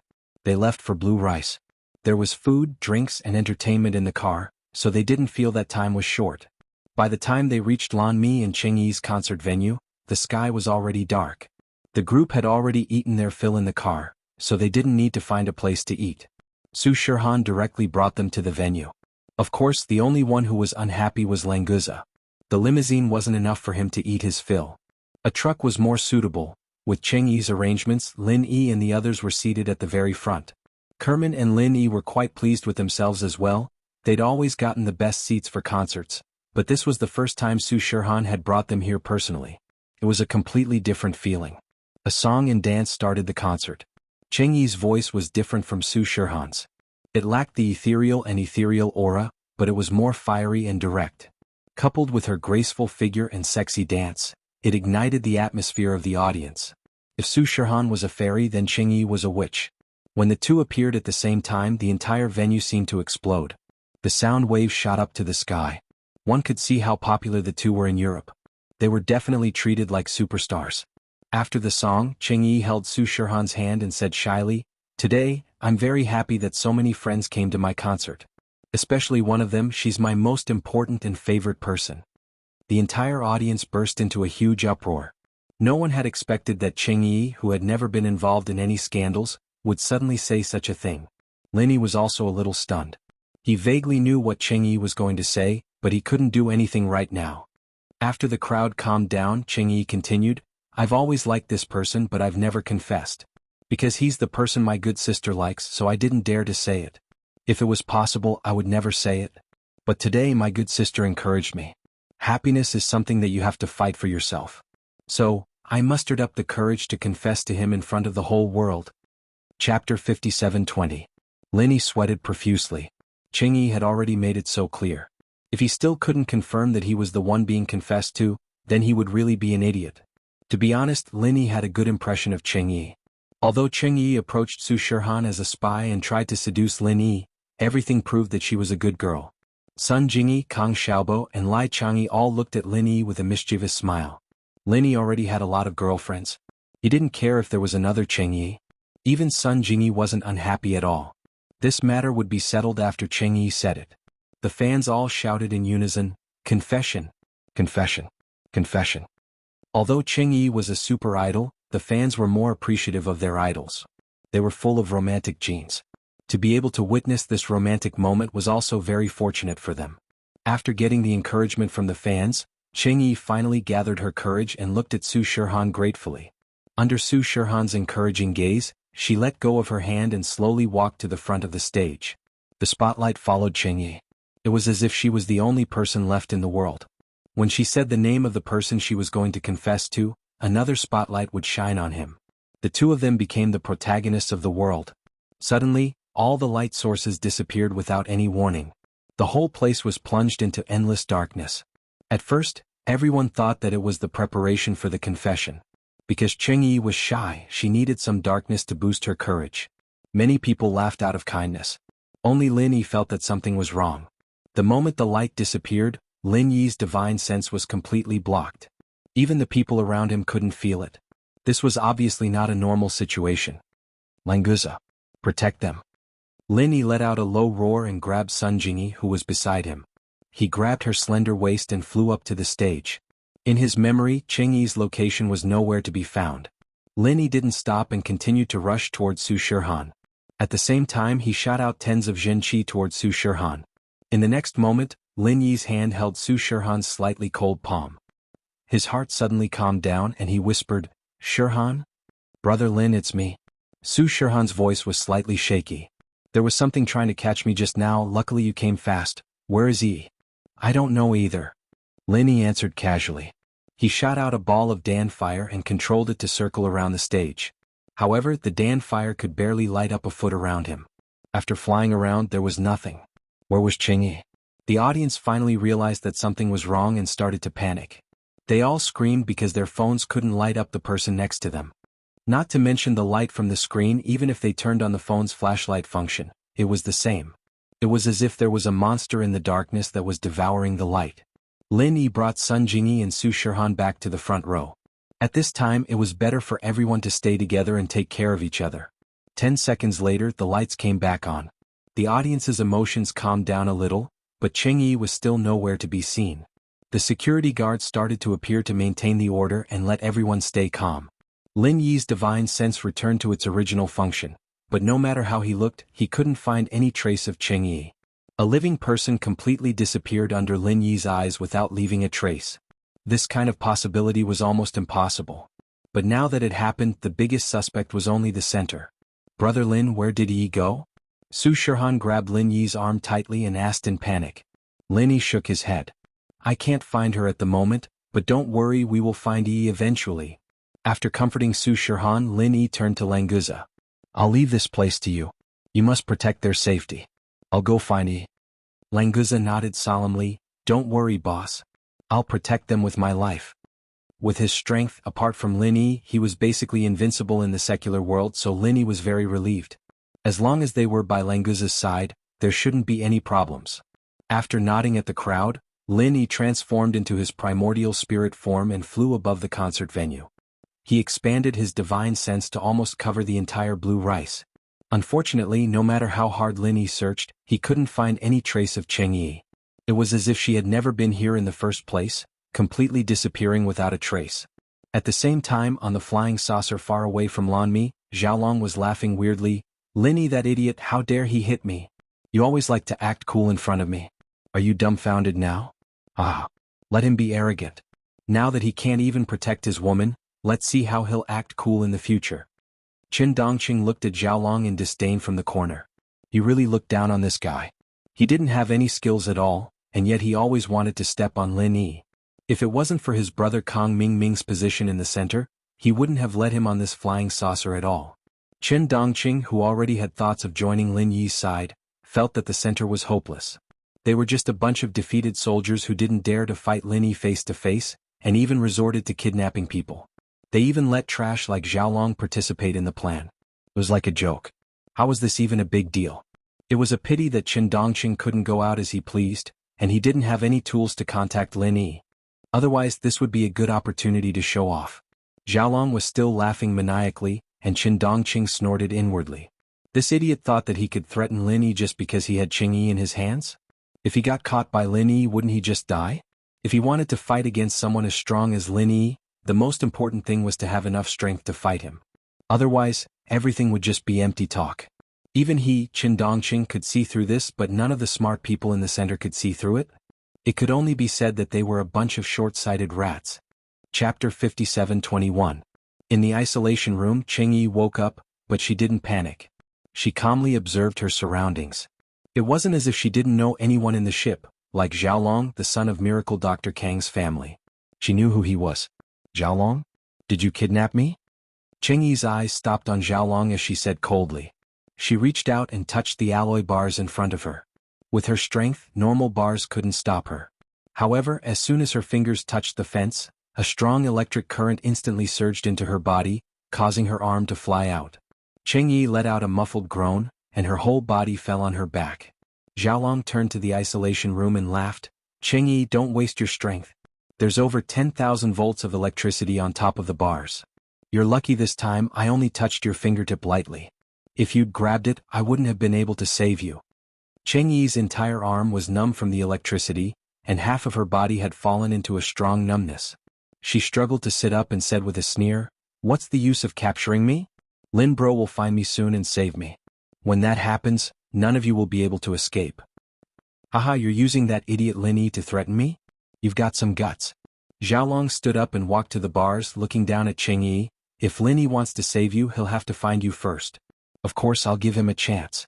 As long as he gives me the Miracle Doctor Medicine Group's formula, I won't mind letting him find you." "Don't even think about it. I have nothing to do with Lin Yi. You think you can use me to threaten him?" Cheng Yi was glad that she didn't have the chance to confess to Lin Yi. At least now she and Lin Yi were just normal friends. She shouldn't be used to threaten Lin Yi. Xiaolong paused. This was something he cared about. He wanted to capture Su Shihan or Sun Jingyi. These were the two people Lin Yi cared about. Unfortunately, he didn't manage to capture any of them. "They're all useless. I can't even capture the key person." Xiaolong muttered in dissatisfaction. "What did you say? Do you want to die?" Qin Dongqing said coldly. He was a profound ascension stage cultivator. No matter how softly Xiaolong spoke, it couldn't escape his ears. If it was Kang Xiaoming here, Qin Dongqing might have some concerns. After all, he was an important member of Sky Class Island, but Kang Xiaolong was nothing. He wasn't even a cultivator and didn't have any special abilities. If they really killed him, the center probably wouldn't do anything to Qin Dongqing. Xiaolong shivered slightly. He wasn't an idiot, and he knew that he couldn't afford to offend these two masters. He laughed dryly to cover it up and turned to Cheng Yi. "You better pray that Lin Yi comes to exchange for you. If he doesn't, then you're useless. We'll just use you for human experiments. Of course, it's not right to say that you're useless. You're an international superstar after all. Before the human experiments, I can have a taste of a superstar like you and see how you taste different from other women." Cheng Yi's expression changed slightly, but she didn't say anything. After all, it was useless to say anything. Qin Dongqing looked at Xiaolong with more and more disdain. Although he wasn't a good person in the past, he couldn't stand Xiaolong's shamelessness anymore. If he really had the chance to follow Lin Yi, he could give this trash's head to Lin Yi as a small gift. Shui Jianfeng said faintly, "Don't talk nonsense. I know Lin Yi. He looks kind and righteous on the surface, but he'll protect anyone who's related to him. Even if this Cheng Yi isn't Lin Yi's woman, as long as she's his friend, Lin Yi won't leave her alone. Go back first and wait for Lin Yi to come." Xiaolong glared at Cheng Yi and turned back with a smile. "Master Shui's right. Lin Yi's just a hypocrite who likes to put on an act. This means that the plan this time is a success." Qin Dongqing's eyes lit up when he heard Shui Jianfeng's words. He didn't think that Lin Yi was such a protective person. Anyone who followed him wouldn't be at a disadvantage. In other words, switching to Lin Yi was more of a good thing than a bad thing. Unknowingly, the balance in Qin Dongqing's heart tilted towards Lin Yi's direction. If he got the chance, he might just go to Lin Yi's side. Lin Yi flew around Lanmi a few times. His divine sense searched the whole city inch by inch, but he still couldn't find anything. He could only return to the stadium helplessly. During this time, all the audience was evacuated, but the entire stadium was locked down. Cheng Yi's sudden disappearance from the concert was definitely a big incident in this city. If it weren't for the huge number of people, the police wouldn't even allow anyone to leave first. Su Shihan and the others were naturally still in the stadium. They just returned to the backstage. Languza protected everyone meticulously and was ready to make a move at any time. When Lin Yi appeared alone, Su Shihan showed an obvious disappointed expression. Even the omnipotent Lin Yi couldn't find Cheng Yi. Didn't that mean that Cheng Yi was dead? "Boss, didn't you find out?" Languza asked with a rare serious expression. The other party was able to capture someone under his and Lin Yi's eyes. This was indeed very powerful. At the same time, it made Languza lose face. Lin Yi shook his head. "No. But even if we didn't find out, it's still a discovery. From this situation, the only possibility is that the Central Command Center captured Cheng Yi. Since they captured her, they must have a purpose. When the time comes, they will definitely contact me. So don't worry, Cheng Yi is still safe for now." Hearing Lin Yi's words, Su Shihan was slightly relieved. But Cheng Yi falling into the hands of Lin Yi's enemies wasn't a happy thing. They must save her as soon as possible. Unfortunately, there was no clue. They could only wait for the Central Command Center to contact Lin Yi. Chapter 57:22. The UFO didn't slow down until it was more than 1,000 meters deep into the sea, slowly gliding towards a trench. When the UFO got closer, the dark trench suddenly lit up with starry lights, and the trench slowly opened up to two sides, revealing a huge metal platform. The UFO landed smoothly on one of the platforms according to the lights and entered the platform. Xiaolong, who was in the UFO, couldn't help but exclaim, "There's a base like this at the bottom of the high seas. It's too shocking. Feels like I'm watching a sci-fi movie. With this kind of power, it'd be easy for the center to rule the world, right?" Qin Dongqing said in disdain, "Don't be surprised. In fact, it was his first time here and he was equally shocked. However, there wasn't much technology in the ancient Jianghu, so a mobile phone and a base like this didn't make much difference to him. He thought that since there was such an incredible device like a mobile phone, there was nothing to be surprised about. At most, it would be many times bigger than a mobile phone. After the seawater in the elevator was emptied, the sound of a door opening came from the UFO. Shui Jianfeng pressed a button and signaled the two to bring Cheng Yi down. Walking out of the elevator, the glasses doctor was waiting at the door. He ignored Shui Jianfeng and the others and said to Cheng Yi politely, "Miss Cheng, I've heard a lot about you. Your voice is very beautiful and I've never had the chance to hear you sing live. This time I've finally invited you as a guest. This is the Sacred Center. Welcome, Miss Cheng." Cheng Yi snorted and didn't pay attention to this guy in glasses at all. No matter how she looked at him, he was a pervert. Why bother with him? If it weren't for the fact that all the meridians in her body were sealed by Shui Jianfeng's pure qi, Cheng Yi might have killed this guy directly. He seemed to be the leader of this group and also the leader of Lin Yi's enemies. Killing him should be of great help to Lin Yi, right? Miss Cheng doesn't seem to be very happy. It doesn't matter. I will arrange for someone to take Miss Cheng to visit our central sacred region first. I believe you will like it here very soon. The doctor smiled nonchalantly and gave an order to his follower to bring Qin Dongqing and Xiaolong around the sacred base, while he brought Shui Jianfeng in another direction. Obviously, in the bespectacled doctor's heart, Shui Jianfeng's position was higher than Qin Dongqing's.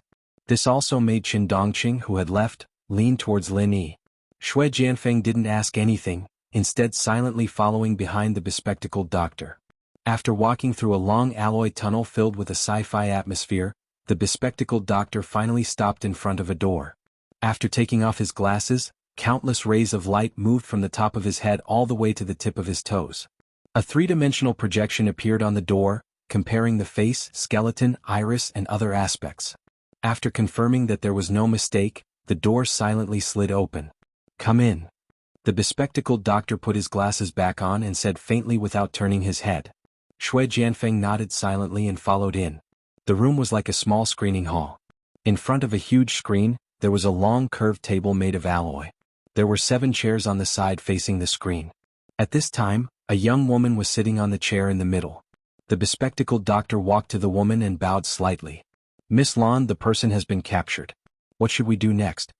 Lan Xiaoru's fingers moved quickly on the table a few times, and the huge screen was instantly divided into hundreds of small screens, showing the important passages of the sacred region in the center. Among them was the scene of Cheng Yi, Qin Dongqing, and Kang Xiaolong. Lan Xiaoru nodded. "Cheng Yi, she's a good bait. How's the development of the new medicine?" "We've already made a sample. If Miss Lan agrees, why don't we let Shui Jianfeng test the effects of the injection?" The bespectacled doctor didn't care that Shui Jianfeng was behind him. He spoke as if Shui Jianfeng was a normal lab rat. Shui Jianfeng was furious, but if it could increase his strength, then so be it. There was no need to be so calculative. Lan Xiaoru turned to Shui Jianfeng and said faintly, "Shui Jianfeng, you're an elite that the Central is focusing on nurturing. Every time there's a new medicine that can increase your strength, we'll give it to you first. You have to know that the materials to make these medicines are very rare, and the production is very limited. If you're not willing, you can tell us. We'll consider changing people to test it. Of course, we won't give you priority when it comes to medicine in the future." Shui Jianfeng was slightly startled. Although it was still the same meaning, Lan Xiaoru seemed to say it more pleasing to the ear. Even if there was a threatening tone, Shui Jianfeng could accept it. "Miss Lan, please let me use the medicine. I believe that I can handle any new product." Shui Jianfeng was very straightforward. If he couldn't increase his strength, then he would never be able to surpass Lin Yi. This was something he absolutely couldn't accept. Lin Yi was Shui Jianfeng's greatest enemy. Shui Jianfeng had always wanted to kill Lin Yi. Unfortunately, no matter how hard he tried, he was suppressed by Lin Yi in all aspects. This made him thirst for strength even more. Even if he had to bear a certain risk, he wouldn't hesitate. Lan Xiaoru didn't know what Shui Jianfeng was thinking. After hearing the answer she wanted, she nodded in satisfaction and said, "Very good. As long as you're willing to cooperate, you'll always be an elite that we focus on nurturing." I called you here to talk about this. You can leave first. After I discuss with the bespectacled doctor, I'll inject you with the new medicine. Shui Jianfeng bowed slightly and agreed respectfully. Then he turned and left the room. After the room door closed, Lan Xiaoru said to the bespectacled doctor, "How's the effect of the new medicine?" She didn't care about the indicators like safety. The most important thing was the effect. Chapter 57:23. Lan Xiaoru shook her head and said, "There's no time. Let's try it first. I've contacted the main body on Heavenly Island. He said that Lin Yi's spirit was projected over this time.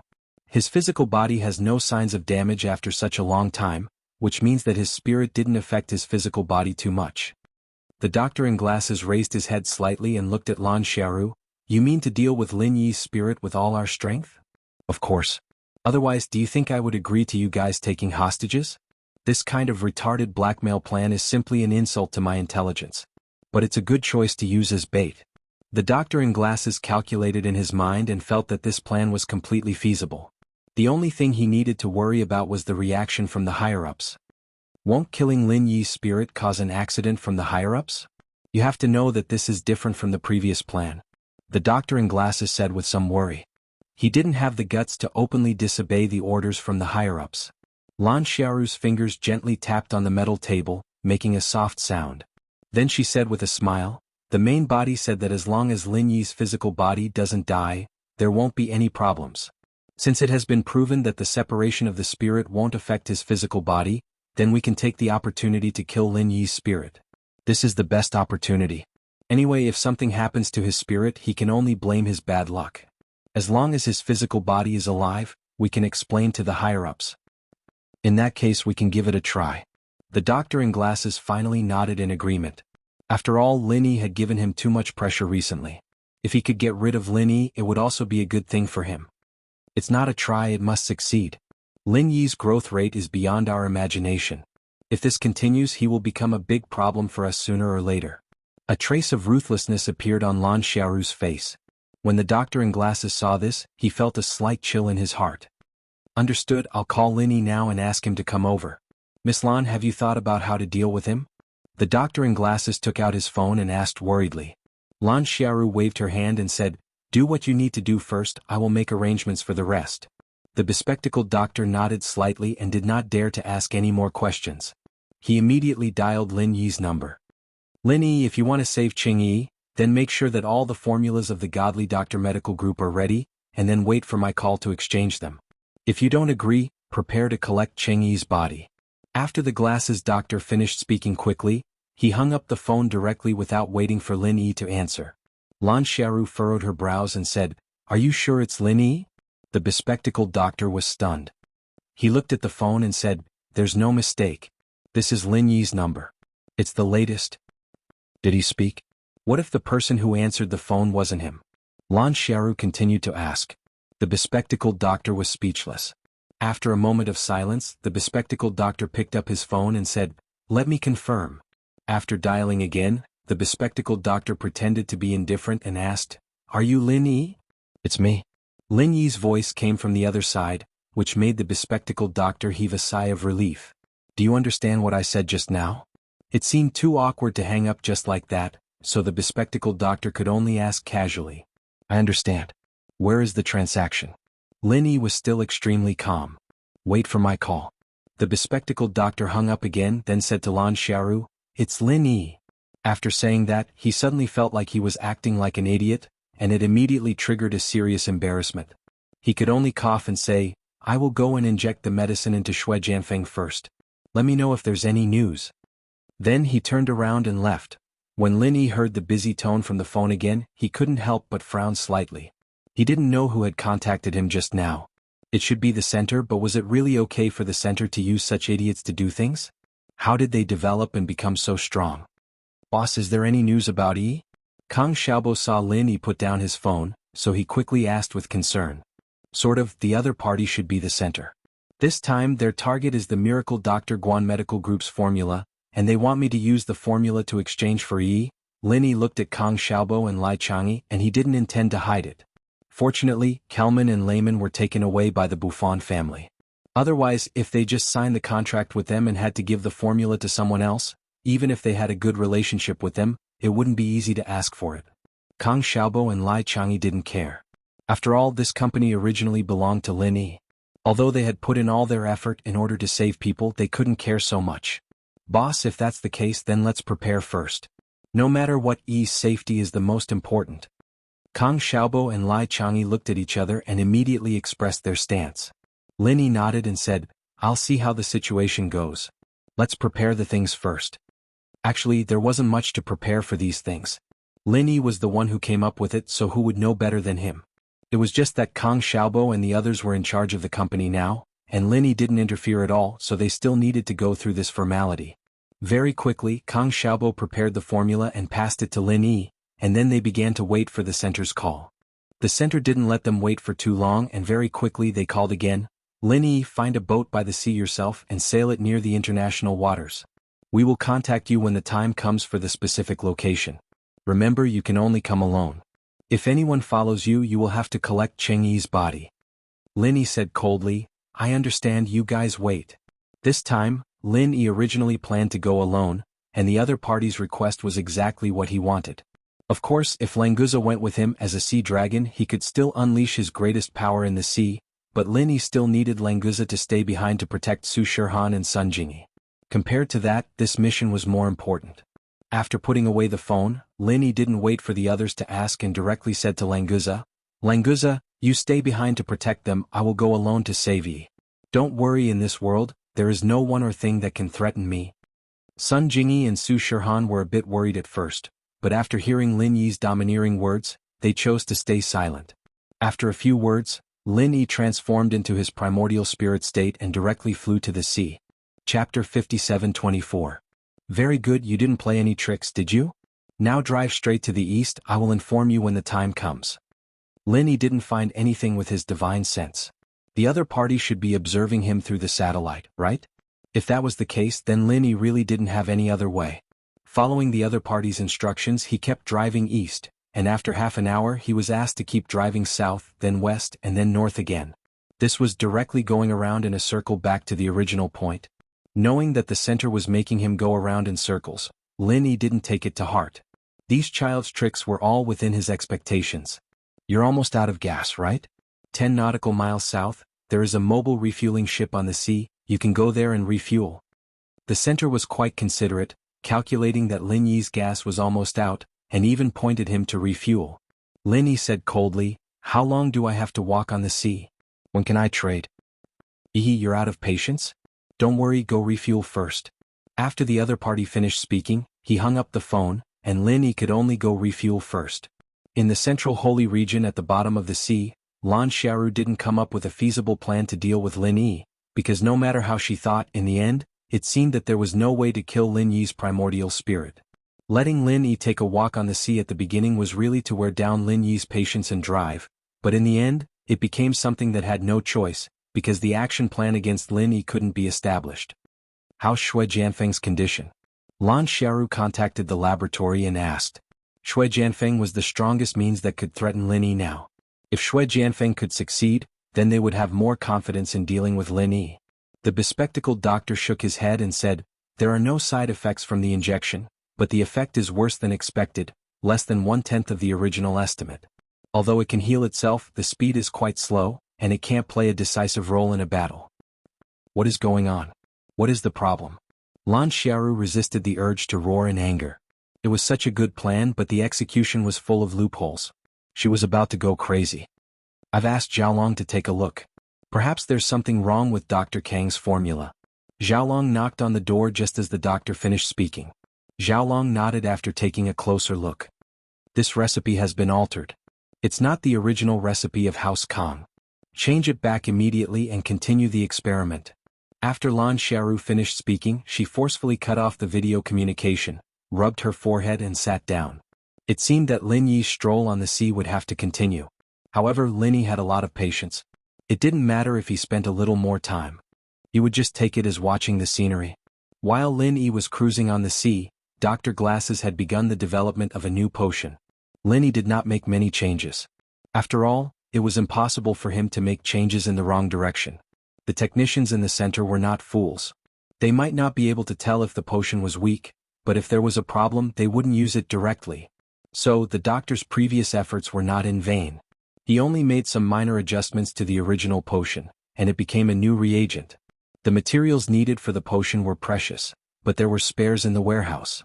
In less than half an hour, the new potion was ready. Shui Jianfeng, the previous potion had some flaws, but it should be fine this time. When your genes completely fuse with the potion, you'll be able to recover from the damage you received in battle. That way you'll have an immortal body. The doctor was afraid that Shui Jianfeng would have other thoughts, so he comforted him with a rare smile. Hearing the words, immortal body, excited Shui Jianfeng. This was the best chance for him to suppress Lin Yi. Of course he wouldn't give it up. He nodded firmly. Doctor, give me the injection. I'm ready. The doctor nodded with satisfaction and didn't say anything else. He directly pushed the potion in the syringe into Shui Jianfeng's arm. Shui Jianfeng wasn't worried at all because the first injection didn't have any adverse reactions, which meant that the safety of the potion was still very high. In particular, the healing speed of the wound was indeed several times faster than before. So, Shui Jianfeng wasn't worried about the second injection, but he was looking forward to it. After the potion completely entered Shui Jianfeng's body, there was no abnormality at first. After about 10 seconds, Shui Jianfeng suddenly twitched violently. Then his head tilted and he passed out completely. The doctor was shocked. Shui Jianfeng was now not only a qualified test subject, but he was also the strongest trump card they used to deal with Lin Yi. If something went wrong now, Lan Xiaoru probably wouldn't forgive him. Hurry up and report the status. What's going on? The doctor rushed forward. While checking Shui Jianfeng's physical condition, he shouted orders to the assistants around him. The assistants didn't wait for the doctor to finish and had already started working. After all, this kind of situation often happened in the laboratory. They didn't know the importance of Shui Jianfeng, so they weren't as nervous as the doctor. Heartbeat data is normal, blood pressure is normal, cell activity has increased by 800%, and it's still increasing. Thinking curve is smooth and he's in a deep coma. An assistant quickly summarized the various indicators to the doctor, so that he could grasp Shui Jianfeng's real-time situation immediately.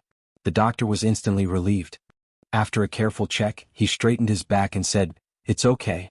He should be in the process of gene fusion, which is why this happened. He'll probably wake up soon. You guys observe him closely, and report to me immediately if there's any abnormality." "Yes, doctor." The assistants answered in unison and then continued with the work they were doing. The doctor wiped the sweat off his forehead and then connected to Lan Xiaoru's video call. "Miss Lan, the new potion has been successfully developed. It's been injected into Shui Jianfeng. Initially, it seems that the situation is still relatively stable, but we can only be sure after Shui Jianfeng wakes up." Chapter 57:25. Okay, I'll inform them right away. The doctor didn't waste any time and called Dafeng Bro after he cut off the communication with Lan Xiaoru. He was together with Chen Dongqing and Zhao Long, so he informed them as well. 3 minutes later, everyone was gathered in the meeting room. Lan Xiaoru went straight to the point. Everyone here can be considered the backbone of our center. Right now we need to get rid of Lin Yi, a troublesome enemy. You're all familiar with him, and I want to know if anyone can provide any effective methods?" They all looked at each other and didn't speak for a while. If Lin Yi was easy to deal with, he would have died hundreds of times already. Why would they need to discuss this? Plus, Dafeng Bro was Lin Yi's spy, and Chen Dongqing was starting to side with Lin Yi. Even if he thought of something, he wouldn't say it easily. As for Zhao Long, he and Lin Yi were people from two different worlds. The difference was too big and he didn't dare to say anything even if he wanted to. Lan Xiaoru waited for more than a minute and seeing that no one was willing to speak, she pointed at Chen Dongqing. "Old Chen, you're close to Lin Yi in terms of strength and you've dealt with him the most. You should be the one who understands Lin Yi the most. You go first." Chen Dongqing scratched the back of his head and pretended to be dumb. "I don't know. Every time I meet Lin Yi, I'm always the one at a disadvantage and Lin Yi never looks like he's serious. So, if we're talking about understanding, I'm about the same as everyone else." Lan Xiaoru froze. What he said made sense, but Chen Dongqing said that he was useless in front of his superior. It seemed like he didn't care about his superior's feelings at all. Putting a piece of trash in an important position meant that there was something wrong with his superior's judgment. The doctor coughed and changed the topic. "Miss Lan, Lin Yi is only a primordial spirit now, not his real body, so his combat strength is definitely not as strong as his real body. We'll think of a way slowly, and we'll be able to find his weakness eventually. Unfortunately, we don't have much time to slowly think of a solution. Lan Xiaoru snorted. She couldn't keep leaving Lin Yi to go in circles on the sea. If Lin Yi lost his patience and went straight back to Heaven Stage Island, wouldn't all her plans be for naught? But, Miss Lan, Dr. Glasses, can I say something? Xiaolong asked weakly, raising his hand. He was a dispensable existence here and no one cared about him. Even if he wanted to speak, he had to ask for Xiaoru's permission first. Lan Xiaoru glanced at Xiaolong and waved her hand casually. But Xiaolong was suddenly excited. He pinched the knot of his tie and coughed lightly. It's like this, my cousin Kong Ming, Miss Lan, you know him? He's a refiner, and I seem to have heard him mention that a normal primordial spirit is very afraid of refining fire. Since the doctor said that Lin Yi is now a primordial spirit, then can we start from this aspect? Maybe we'll be able to get rid of this annoying bastard. The doctor nodded. That's a good idea. Using refining fire to deal with primordial spirits is the most suitable, but there doesn't seem to be any refiners in the base, so we can't deal with Lin Yi in a short time. Maybe we can use artificial fire to replace it? Qin Dongqing suddenly objected. I don't think that's a good idea. Lin Yi is an elixir refiner himself, and many people know that he has used elixir fire many times in the small world of the immemorial era. If he was really afraid of elixir fire, why would he still use it? Dafeng Bro seized the opportunity and quickly added, Yes, we only have one chance and we can't be careless. If refining fire doesn't pose a threat to Lin Yi, we'll be in big trouble here, so we must be careful. Lan Xiaoru nodded. You're all right, but this is indeed a feasible method. Dr. Glasses, refining fire may not be of much use to Lin Yi, but you can use the characteristics of refining fire to develop artificial fire, and it might have a miraculous effect. Miss Lan is so wise. But since Lin Yi is so powerful, I think that since we're going to develop artificial fire, we might as well develop a super fire, in case it's not powerful enough and Lin Yi escapes. Xiaolong flattered Lan Xiaoru a little, and then put forward his own idea. He was the same as Kong Ming, wishing that Lin Yi would die quickly. Since there was such an opportunity, of course, he would use it as viciously as possible. Lan Xiaoru immediately made the decision. That's settled, Dr. Glasses, I'll leave this matter to you. Before Shui Jianfeng wakes up, we must develop the super fire. Lin Yi's patience is probably wearing thin. Okay, I'll do it right away. The doctor agreed without hesitation, and then got up and went back to the lab without saying goodbye. Although the super fire was a little difficult, it was much easier than making medicine. The doctor had a plan in mind, and when he went out, a simple design had already been formed. The corner of Qin Dongqing's mouth twitched, thinking to himself, Lin Yi, I can only help you up to this point. If you die in their hands, I won't have to make a choice. As for the Comte de Feng Bro, he was actually very anxious. If he could contact Lin Yi, he would risk his life to inform Lin Yi. Unfortunately, in this base, de Feng Bro had no way of contacting Lin Yi. Lin Yi, on the other hand, was still going for a spin on the sea, but he wasn't that stupid. He wasn't going to do anything and let the people in the center toy with him. After 2 laps, Lin Yi realized that no matter where he went, he was always going in a circle or a square, not deviating from his course at all. What was the intention of the center doing this? Or the location of the center's base was actually nearby?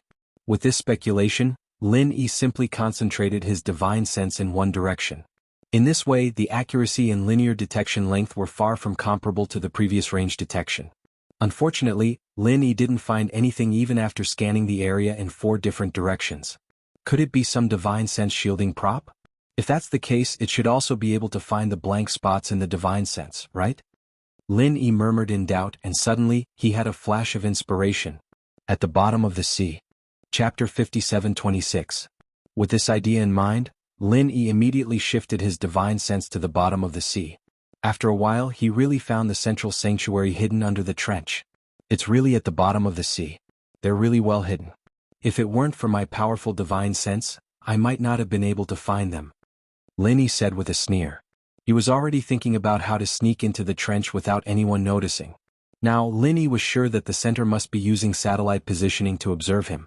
Once Lin Yi left the yacht, he would be discovered by the center immediately.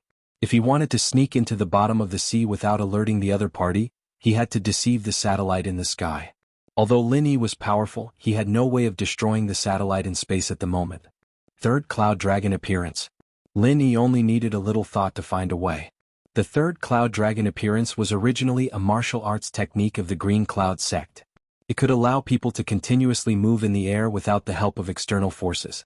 At the same time, it would leave behind a phantom image that was enough to pass off as the real thing. In the current situation, Lin Yi did not need the complete third cloud dragon appearance. He only needed to leave a phantom image to mislead the satellite. Moreover, it did not need too much time. It was enough for him to enter the underwater base. Copying and modifying martial arts techniques was a piece of cake for Lin Yi.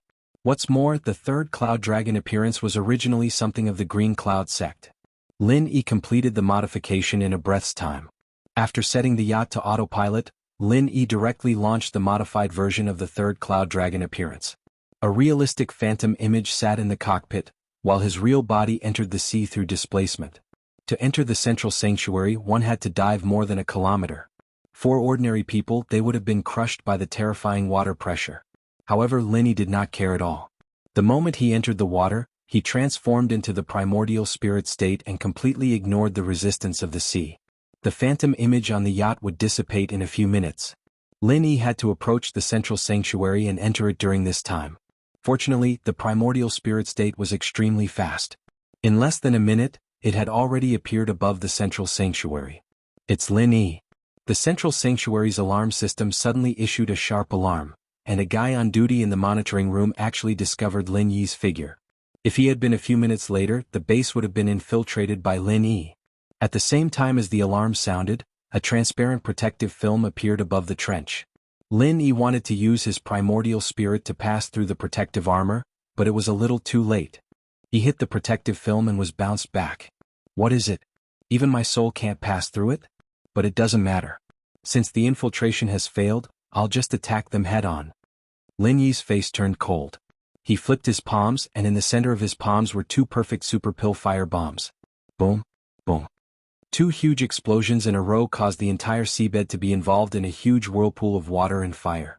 Lin Yi did not dare to get too close to this place. After throwing out the super pill fire bombs, he turned into a primordial spirit and quickly retreated several nautical miles. The violent explosion at a depth of a kilometer formed a huge wave on the surface of the sea. It took a few minutes before it gradually subsided. The yacht that Lin Yi had been on was directly overturned and directly turned into floating debris in the sea. When the aftermath of the explosion subsided slightly, Lin Yi appeared above the trench again. However, what made him helpless was that the protective film was still undamaged under the attack of the two super pill fire bombs. It was indeed a high-tech thing that could block Lin Yi's primordial spirit state. The strength of its defense was simply incredible. Since Lin Yi had developed the super pill fire bomb, this was the first time he had returned without success. Back in the endless sea of the ancient Jianghu, a super pill fire bomb could kill a large number of sea monsters in seconds. Ha ha, too awesome. Dr. Glasses, this base of yours is too awesome. Lin Yi, that pretentious head, has become an idiot this time. Xiaolong saw this scene on the monitor, and his originally frightened emotions immediately turned into excitement. He couldn't help but laugh and dance, looking completely crazy. Glasses also laughed dryly a few times. To be honest, Lin Yi's attack really scared him. This protective film was his proudest work, but just now Lin Yi had almost reached the limit of the protective film. The power output in that instant was no less than the explosion of two hydrogen bombs. Lan Xiaoru also came to the Glasses lab and asked with a serious expression, "Dr. Glasses, how is the research on the super pill fire bomb?" Qin Dongqing and the others all looked at the Glasses. This was the question they were most concerned about. Of course, everyone's mood was different. Xiaolong definitely wanted to attack immediately and kill Lin Yi directly. Dafeng Bro, on the other hand, was the exact opposite. As for Qin Dongqing, it was a bit complicated. He didn't know which one was more hopeful. The bespectacled doctor's hands moved back and forth on the control panel rapidly, even leaving a series of afterimages behind. However, it was not a problem for him to multitask, so he could still find the time to reply, "Almost there. It'll be done in less than 2 or 3 minutes." He paused for a moment. "If our protective film can last for another 2 or 3 minutes?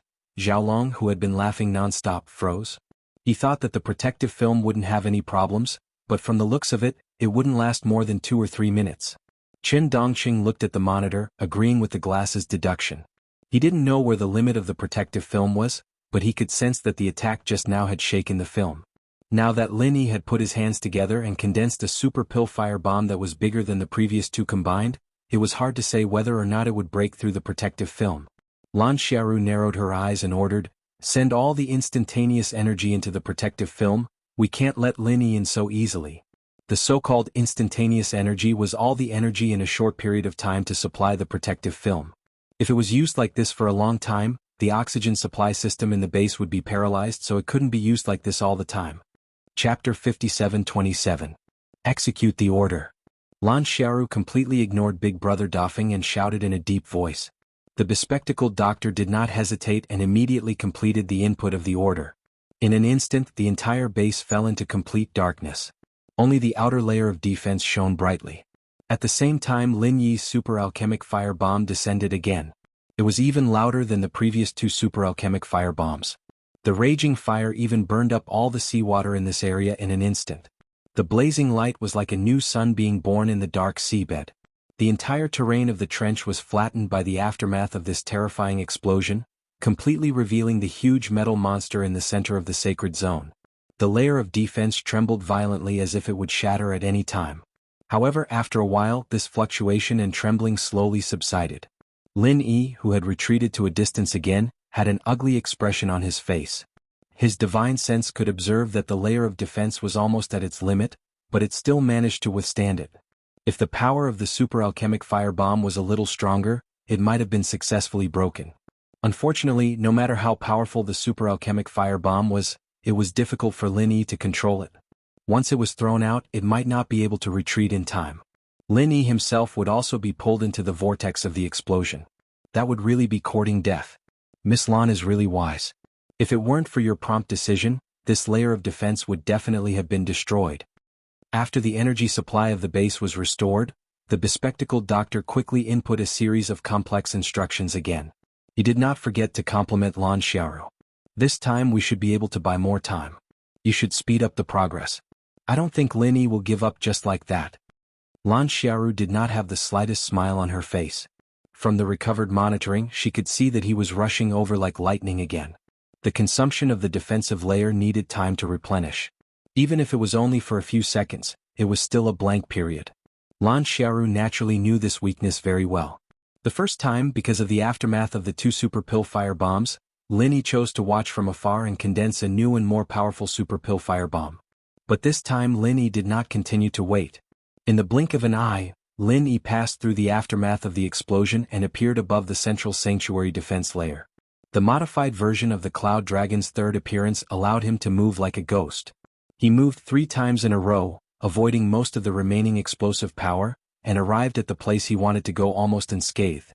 The murderous aura of the 5 elements transformed into a flood dragon, baring its fangs and brandishing its claws as it let out a silent roar.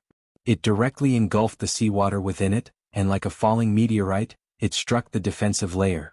There was a huge tremor. Circles of ripples spread out in an instant, and Lin Yi's body was also bounced back, but his attack was effective. Traces of cracks began to appear on the defensive layer where the 5 elements flood dragon struck, and then faster and faster, and in just a breath's time, the cracks had spread to the entire defensive layer. How is this possible?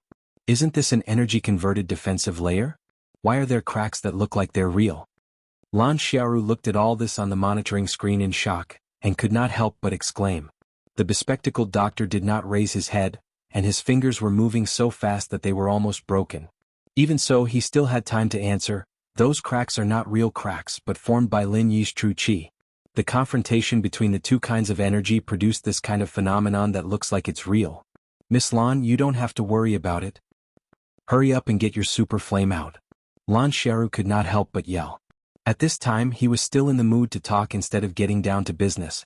The bespectacled doctor also smiled bitterly to himself. He did not slack off at all. It was really hard to have a female boss.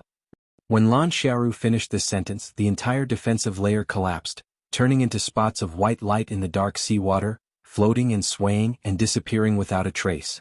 Lin Yi, who was bounced back, did not hesitate. His figure moved and he rushed to the center of the Holy Land again. Since he had been discovered by the other party, Lin Yi could only enter as quickly as possible and rescue Cheng Yi.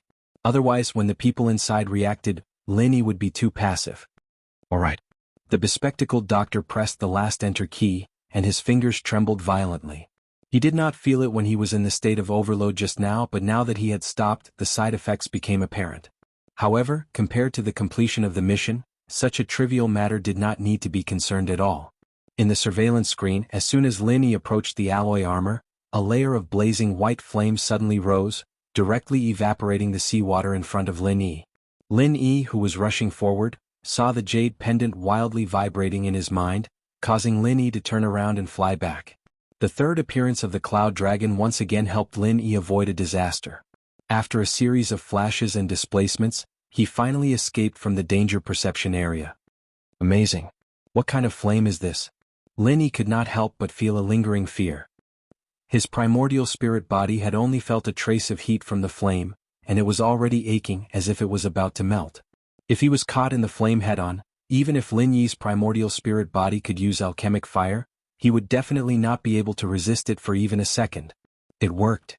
The bespectacled doctor jumped up abruptly. The fact that Lin Yi was forced back meant that his research was correct. This super flame was enough to threaten Lin Yi's life. What the hell? Lan Xiaoru slammed her palm on the alloy table as the bespectacled doctor jumped up. I can't believe he got away. If I was just a fraction of a second later, I would have been able to catch this cunning bastard. Xiaolong clenched his fist, wanting to cheer along with the bespectacled doctor, and smashed his other fist downwards, wanting to express the same regret as Lan Xiaoru. He felt like he was being torn apart, but he failed to express either of those feelings. He froze there looking very funny. But no one here had time to bother with him. The bespectacled doctor recovered his fingers and started working on the control panel again. The entire sacred base was very big and the super flame couldn't cover it all. That would consume too much energy and he wouldn't be able to last long. The bespectacled doctor had no choice but to focus on defense and attack, manually controlling where the super flame would appear. This way he would be able to control the energy consumption to a level that was sufficient to make up for it. Chapter 57:28. The bespectacled doctor continued to control it with both hands. At the same time he turned his head and smiled bitterly. Miss Lan, the defensive layer just now mobilized all the instantaneous energy so the base's energy level has not fully recovered. The super flame that was just completed only used basic energy. It's already a very good result to be able to force Lin Yi back. After all, Lan Xiaoru was not an ordinary person. When she heard this, her eyes immediately lit up. You mean that as long as this super flame has enough energy support, it can turn defense into offense and directly attack Lin Yi in the distance? Yes, Miss Lan is indeed wise. However, now our energy is not enough to threaten Lin Yi at this distance, so for the time being, we can only focus on defense and not let Lin Yi attack our base. Take this opportunity to slowly accumulate energy, strive for an explosion and completely destroy Lin Yi. The bespectacled doctor said with a relaxed expression. When the super flame was completed, he already had this plan in his mind. Now that he said it, he also wanted to show off in front of Lan Xiaoru. Very good. Bespectacled doctor, you must block Lin Yi outside.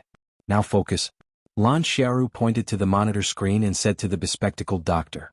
Lin Yi tried to rush to the base several times, but no matter where he was, as long as he got close to the alloy armor, the blazing white flame would definitely appear.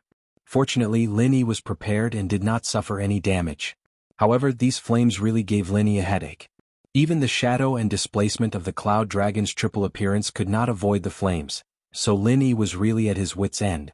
In fact, it was impossible for the bespectacled doctor to distinguish between the shadow and the real body of Lin Yi's triple appearance, but he did not need to do so at all, because the bespectacled doctor was not a powerful cultivator. As a scientific researcher, he only needed to use the equipment to lock onto the fluctuations of Lin Yi's primordial spirit. The analysis of a supercomputer was sometimes more reliable than an expert. After Lin Yi pulled away, he tried to use the super alchemic firebomb to bomb the alloy armor. Unfortunately, this kind of armor was very strong, and the super alchemic firebomb was burned and assimilated by the super flame, so its power was greatly reduced. When it landed on the center of the Holy Land, it at most left some traces. It could not cause enough damage at all. It seems that the super alchemic firebomb won't work. I have to try other moves. Lin Yi frowned slightly and filtered his moves in his mind. Suddenly he slapped his forehead and said, "Why did I go so far? I should have used this move." In the deep sea, the power of using a super pill firebomb would be reduced. After all, this boundless seawater would always have an effect on flames. Even if a portion of the seawater was instantly evaporated, it would immediately be replenished. Although the power of the super flame in the center was already great, and it could turn the surrounding seawater into a vacuum every time, it would not be. In the water, he should use martial arts that could make use of water resources such as thunder and lightning. Because Lin Yi was thousands of meters deep under the sea, he subconsciously felt that thunder and lightning would not appear in such a deep sea, but he forgot that his own thunder and lightning martial arts did not need to descend from the sky. After understanding this, Lin Yi immediately took action. In a flash, he appeared not far away from the center of the Holy Land base. With a point of his finger, a thunder and lightning appeared out of thin air and hit the armor of the base without any hindrance in the water. This time, Dr. Glass's super flame could not react in time. Not everyone could see the trajectory of lightning clearly. In comparison, the attack speed of the super alchemic firebomb was like a snail. Even if Dr. Glasses could see the trajectory of Lin Yi's thunder and lightning, his hand speed could not keep up with the attack speed of the thunder and lightning. With a crackling sound, Lin Yi's thunder and lightning jumped and flickered on the armor, causing the lights in a small area to flicker. It was just a tentative attack, but it had already consumed a lot of the base's energy reserve. Lin Yi was overjoyed. He knew that he had finally found a way to deal with this huge tortoise shell. Lan Xiaoru's expression changed slightly. She hurriedly asked, "How's the energy reserve? Can we attack Lin Yi?" She knew very well that Lin Yi was only testing the base this time. Next, he would launch a large-scale thunder and lightning attack. If she could not counterattack immediately, the energy would only be consumed more and more by him. The bespectacled doctor's forehead was also sweating. He knew the situation of the entire base best, and he naturally knew the consequences of every slight change. Hearing Lan Xiaoru's question, his fingers moved faster and faster, but this time he didn't even have time to speak. Lan Xiaoru also knew that Dr. Glasses was under a lot of pressure now, so she did not ask any more questions. She walked directly to his side and quickly operated the other control computer. Energy accumulation at 78%. Attack range of 2 kilometers. Hit rate 62%. Kill rate 51%. In the blink of an eye, Lan Xiaoru found the information she wanted to know. Her expression finally looked better. She nodded slightly and said, "More than 50% hit rate and kill rate. We can already take a gamble. Miss Lan, we only have one chance. We must be careful." Brother Dafeng took 2 steps forward and approached Dr. Glasses. He advised with a solemn face, "The hit rate is only 62%. If we can't hit him, then everything will be over. Even if we hit him, the chance of killing Lin Yi is only 50%. It's better to wait a little longer and let the energy accumulate more." Brother Dafeng's thinking was very simple. He just wanted to buy as much time as possible for Lin Yi. Even if he could only buy a few more seconds, it was very likely to affect the overall situation. "Shut up." Lan Xiaoru did not turn her head. She did not have time to care about Brother Dafeng now. After reprimanding him, she quickly opened the attack control interface. With her authority, of course, she could control all the systems of the entire base.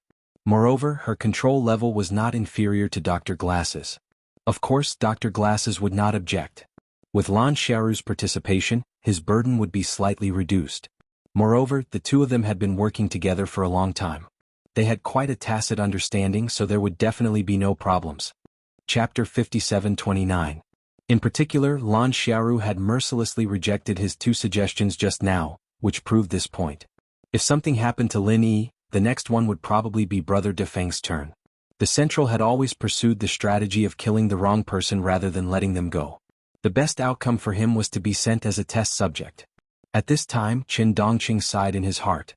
To be honest, his heart was now more inclined towards Lin Yi. However, if Lin Yi was finished, he could only continue to follow the Central.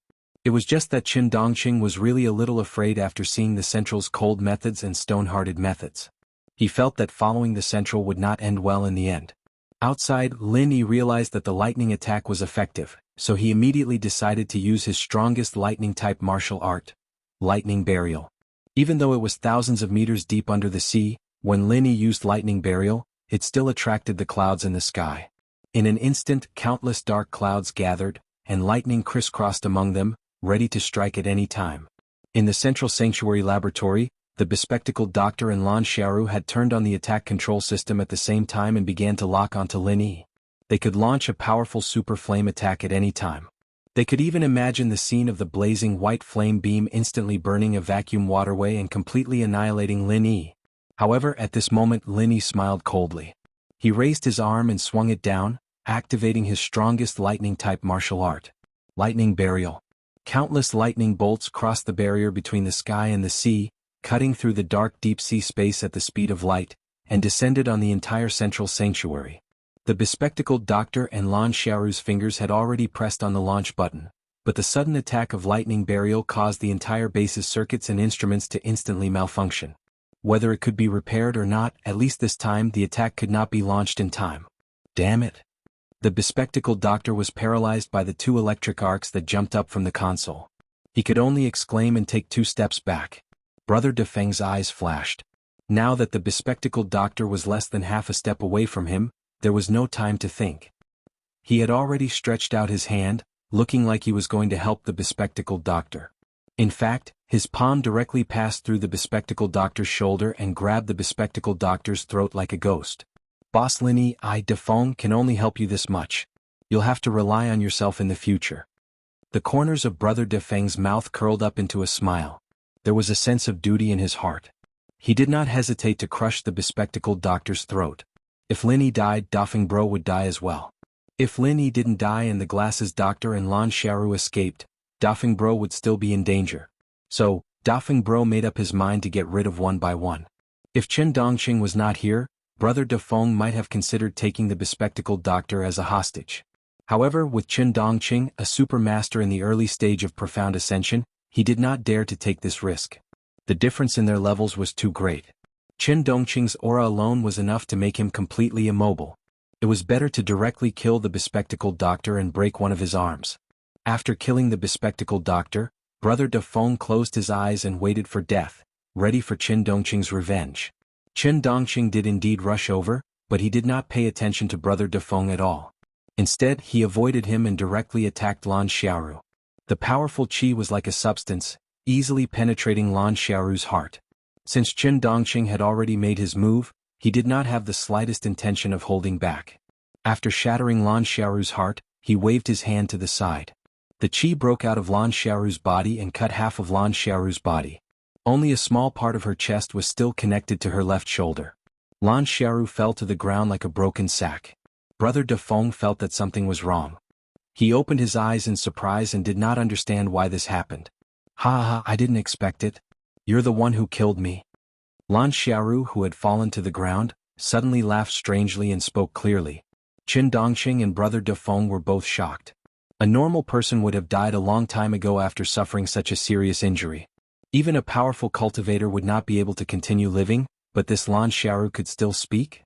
Are you surprised? To tell you the truth, it's impossible for you to kill me because I'm immortal. As Lan Xiaoru spoke, she propped up the broken body with both hands and tore off the part that had not been broken. As powerful as Chen Dongqing was, he could not help but be shocked by this terrifying scene. He did not know how to react for a while. No matter who it was, seeing a person with only a head, half of his chest, and 2 arms casually tearing his body apart on the ground, and then talking with a strange smile, they would have a creepy feeling. Chen Dongqing was no exception. On the contrary, Brother Defeng had been in the center for a long time. He had also been in the cyborg base, so his psychological endurance was stronger. He immediately pulled out a dagger and said fiercely, "Immortal? I can't kill you? Then I'll chop you up and feed you to the dogs. Let's see if you'll die or not." Seeing that Brother Defeng was about to rush over, Lan Xiaoru did not panic at all. Instead, she glanced at Brother Defeng disdainfully and said, "Is this all you're capable of? Do you only know how to deal with me in this state?" Brother Defeng was stunned. Although he did not feel embarrassed after hearing what Lan Xiaoru said, he remembered that Lan Xiaoru in this state might be more useful to Lin Yi. Therefore, Brother Defeng simply put away the dagger and said, "Forget it, I'll keep you for a while. I'll deal with you later." "Ha, Dafeng, I knew you were a traitor a long time ago, and I wanted to keep you alive for a while to deal with you later, just to numb Lin Yi's senses. I didn't think you'd be so smart, seizing the perfect opportunity to betray me. Now I'll let you keep me alive for a while. Not bad, not bad. We're even now. The next time you fall into my hands, you can just wait for death," Lan Xiaoru said with a laugh. She was not afraid at all. Chapter 5730. What key training target? Is it a guinea pig for key experiments? Chen Dongqing interrupted Lan Xiaoru's words and sneered, "If the center really values me, they would have removed the poison in my body by now. Is this why you betrayed us? If you mend your ways now and kill Dafeng, I can let bygones be bygones. I can also promise to remove the poison in your body for you. What do you think?" Lan Xiaoru said faintly. However, the conditions she stated made Big Brother Dafeng extremely shocked. If Qin Dongqing agreed to it, then he would be finished. Fortunately, Qin Dongqing did not waver at all. He still sneered, "I don't think I'm a fool. Rather than believing a woman like you, I might as well believe in my own judgment. Since I made a move against you, there is absolutely no possibility of turning back." Lan Xiaoru didn't seem surprised at all. She even nodded slightly and said, "Sure enough, since that's the case, you, Qin Dongqing, have become a target that our center must kill. I hope you can be mentally prepared. Offending the people from the center won't end well." "Is that so? Lin Yi's fate is really miserable," Qin Dongqing said disdainfully to Lan Xiaoru with a face full of ridicule. Looking at Lin Yi's lively appearance, Lan Xiaoru's words about offending the center would not end well was simply a joke. Big Brother Dafeng suddenly laughed. Lin Yi and the center were old rivals. From the secular world to the heavenly island, then to the ancient underworld and back to the secular world. It seemed that Lin Yi had never suffered any losses in the confrontation between the two sides. Lan Xiaoru snorted and said, "You are right. Lin Yi's fate will be miserable in the end, and you two traitors will be 100 times more miserable than him." Mr. Lin Yi's fate would be miserable. At this time he condensed another super alchemy fire bomb and threw it at the sacred zone. The thunder burial just now did not damage much of the surface armor. At most it left some small potholes and thick black scorch marks. However, it did not matter. The main purpose of the thunder burial was to destroy the circuits and instruments of the entire base. Now, only a thick tortoise shell was left in the central sanctuary. There was no energy to support the defense anymore.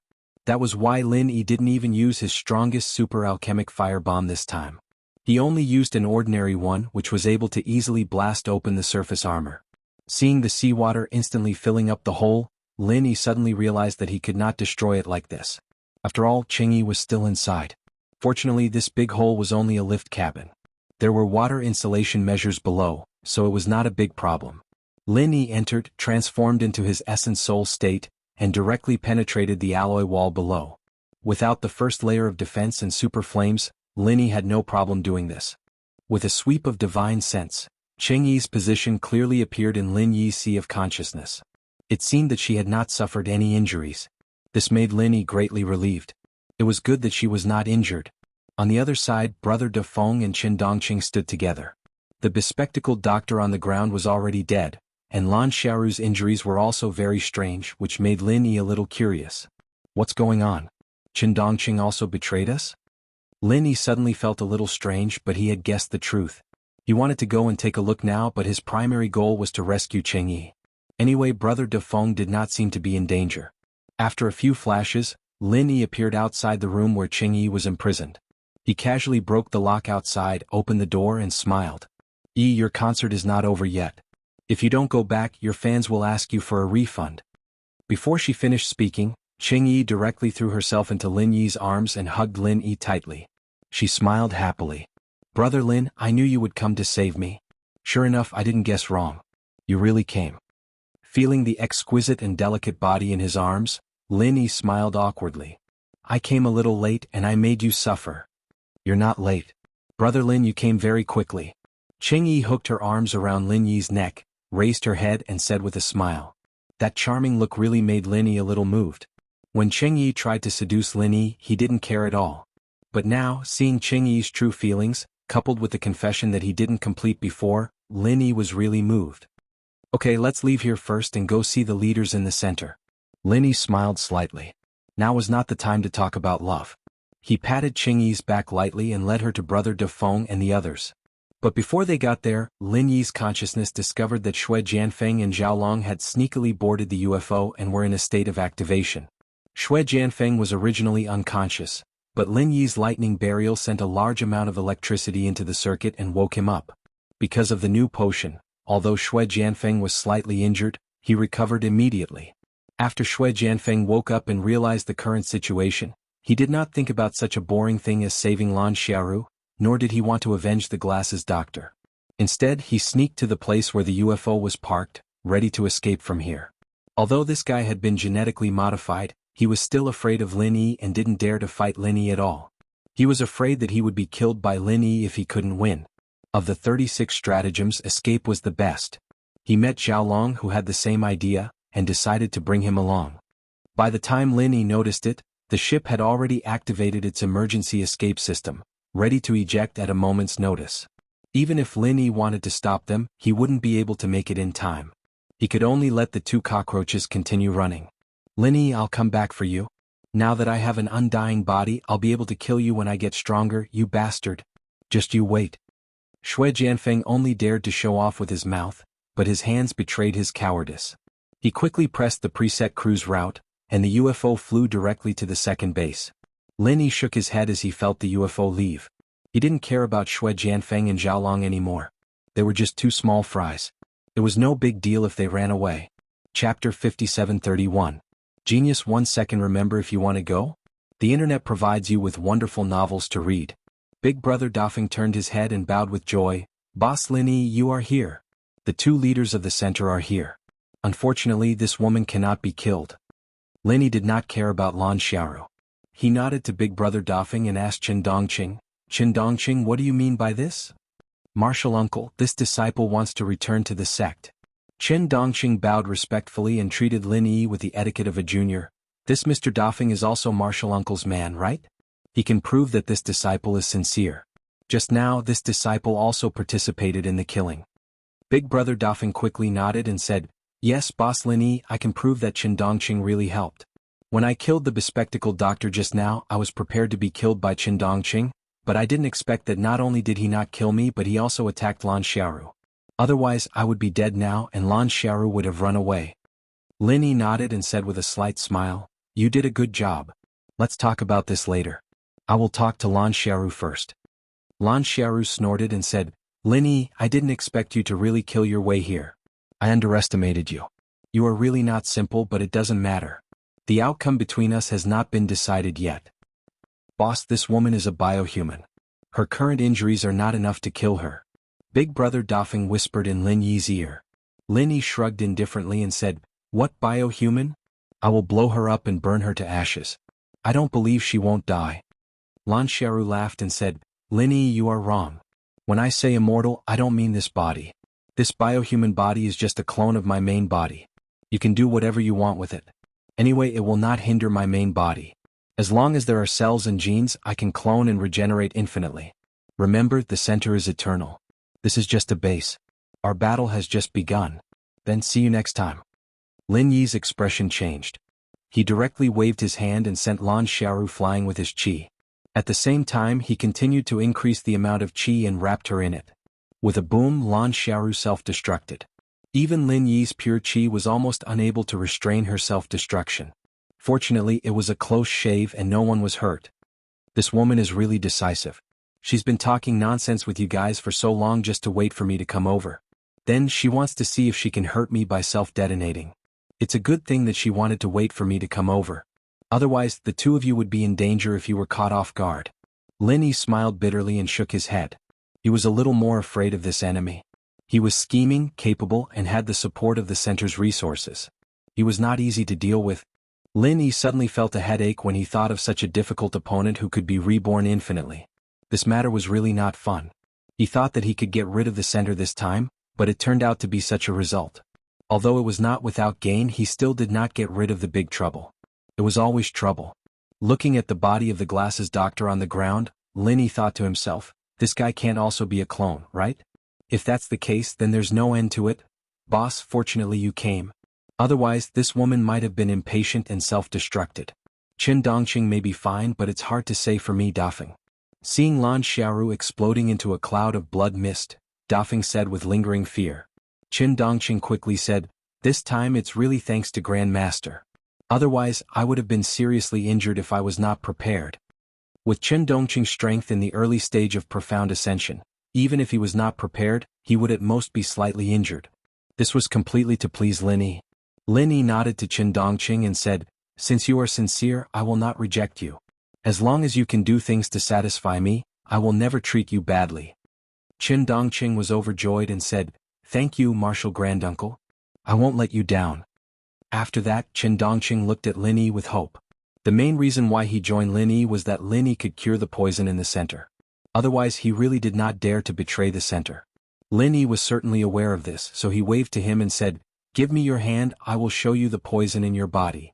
Qin Dongqing was overjoyed. He did not expect Lin Yi to be so straightforward.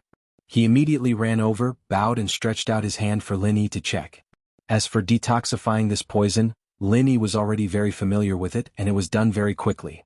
Qin Dongqing clearly felt his body relax, but he also knew who gave him his freedom, so he immediately cupped his fists and bowed, kneeling on one knee.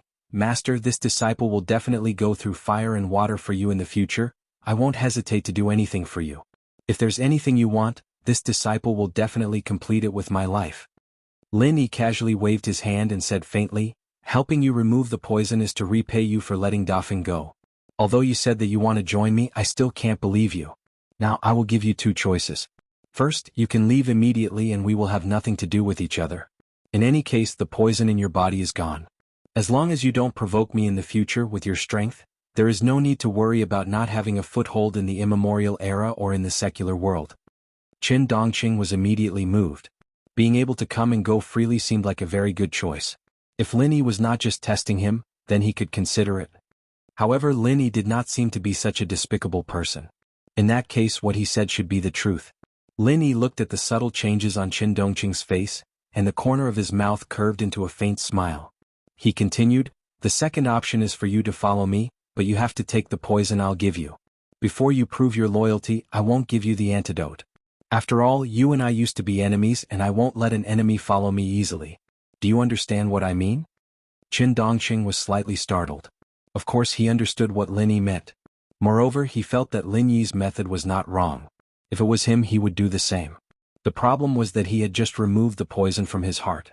Did he still have to accept Lin Yi's poison? What was the difference between that and the heart? Chapter 5732. Genius 1 second. Remember, if you want to go? To provide you with wonderful novels to read. But was this really what he wanted? Qin Dongqing opened his mouth, but he couldn't say a word. On second thought, the people who followed Lin Yi, such as Bing Wuxia and Xianijia, were leveling up at a speed comparable to the forced leveling up method in the center. Primordial Invincible and the others had even advanced to the more perfect Profound Ascension stage. Qin Dongqing didn't want to stop here, so following Lin Yi was his only choice at the moment. It was a long story, but Qin Dongqing had already made up his mind. He immediately put his other knee on the ground, raised his hands above his head, bowed his head and said respectfully, Disciple is willing to follow Grand Master. Even if I die, I will have no regrets. Grand Master, please give me the medicine. Lin Yi nodded with satisfaction. Qin Dongqing could be so sensible, he could be trained well in the future. He really wanted to set Qin Dongqing free, but since Qin Dongqing wanted to follow, Lin Yi wouldn't reject an early-stage Profound Ascension expert as a follower. Taking out a refined poison, he placed it in Qin Dongqing's palm. Qin Dongqing bowed slightly, then swallowed it without hesitation. Since he had decided Qin Dongqing was a straightforward person, he wouldn't do anything sloppy. This way he could leave a good impression on Lin Yi. Lin Yi was very satisfied with Qin Dongqing's actions. He reached out and pulled him up. Well, you can follow me from now on. I won't let you suffer any losses. As for whether to go back to the immemorial Jianghu, we'll talk about it later. Yes, Grand Master. Of course, Qin Dongqing didn't have any objections. From now on he would do whatever Lin Yi said. Maybe he could get the antidote soon, and maybe Lin Yi would accept him sincerely. Please note, the last-minute countdown of the self-destruct program, 60:59. An electronic voice suddenly sounded throughout the base, and the countdown began. Everyone's expression changed. They didn't expect such a change. Lin Yi immediately thought of the flying saucer that flew away and Lan Xiaoru's strange smile. Perhaps the self-destruct program had already started at that time, and it only started to remind and count down at the last minute. There was no time to hesitate. Lin Yi shouted in a low voice, "Let's go." Then he used his true qi to carry Big Brother Feng and Cheng Yi and rushed out of the laboratory. Qin Dongqing was the only one that Lin Yi didn't need to worry about. After all, he was an early-stage Profound Ascension expert. Even if the entire base exploded, it might not be able to hurt him. However, Cheng Yi and De Feng were still unable to withstand such damage. 58. The cold electronic voice announced the time of the final explosion at a uniform speed. Lin Yi's divine sense swept across the entire base. He had already discovered the location of the submarine dock that was normally used by the center. The only problem was, could he activate the submarine in time? The laboratory was located in the middle of the base, while the dock was at the very edge of the base. With Lin Yi's speed, it would probably take him 20 seconds to reach there, leaving 30 seconds to activate the submarine and leave. The problem was that when Lin Yi was an assassin, the submarine piloting skills he had learned were already outdated. The center's latest model of submarine was even more advanced than the current world's most advanced ones, so he might not be able to start it. 57. Lin Yi gritted his teeth and still brought Qing Yi and De Feng to the direction of the dock. Qin Dongqing followed closely behind Lin Yi. Previously, Lin Yi used his primordial spirit to penetrate the wall, but now that he was bringing people, he couldn't do that anymore. Therefore, the dock was the best choice to go out. Even if Lin Yi didn't know how to pilot this kind of submarine, he could only go there. De Feng, do you know how to pilot the center's submarine? Lin Yi remembered that De Feng was also a high-ranking member of the base, so he asked casually. If he knew how to pilot it, it would be much easier. With the two of them working together, it would be much easier to pilot the submarine. Otherwise, even if they left the base, they wouldn't be able to return to land. Not to mention the impact of the depth of thousands of meters. Without the submarine, they would probably be trapped at sea. Yes, boss, I will. De Feng shouted loudly, afraid that Lin Yi couldn't hear him clearly. Lin Yi was overjoyed. It seemed that there was always a way. 40. There were only 40 seconds left before the explosion, and Lin Yi and the other three had arrived at the dock of the submarine. Along the way, Lin Yi used the super alchemic firebomb to open the way and rushed in a straight line. He really didn't waste any time and finally got a few more seconds of buffer. Boss, it will take at least 30 seconds to start and leave. We must get to the control room immediately. De Feng was also anxious. Who would be willing to die if they could live? It seemed that there was enough time, but it was also very tight. Lin Yi nodded to show that he understood. He appeared on the hatch of a submarine like lightning and reached out to open the hatch. As long as he entered, his chances of escaping would greatly increase. But just as Lin Yi's hand touched the door, it slid open on its own, and a dozen or so lasers shot out from within. Lin Yi was shocked. He transformed into his primordial spirit state and avoided the sudden attack. What's going on? Qin Dongqing's expression changed drastically.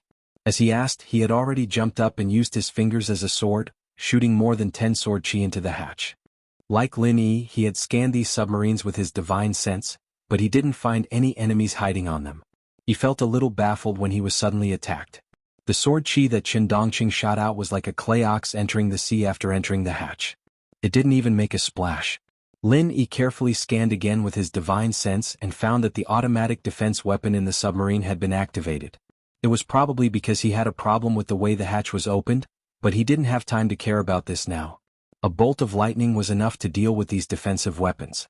However, with this pause, the countdown had reached 38 seconds. 2 seconds had been wasted in vain. After dealing with the defense system at the hatch, Lin Yi was about to let De Feng enter the submarine to start it first. However, he discovered that 20 to 30 biohumans had woken up from the sealed metal cabin and quickly came to the entrance to ambush. Before they came out of the metal cabin, Lin Yi's divine sense couldn't detect them. It was too late now. 35 seconds. Chapter 57-33.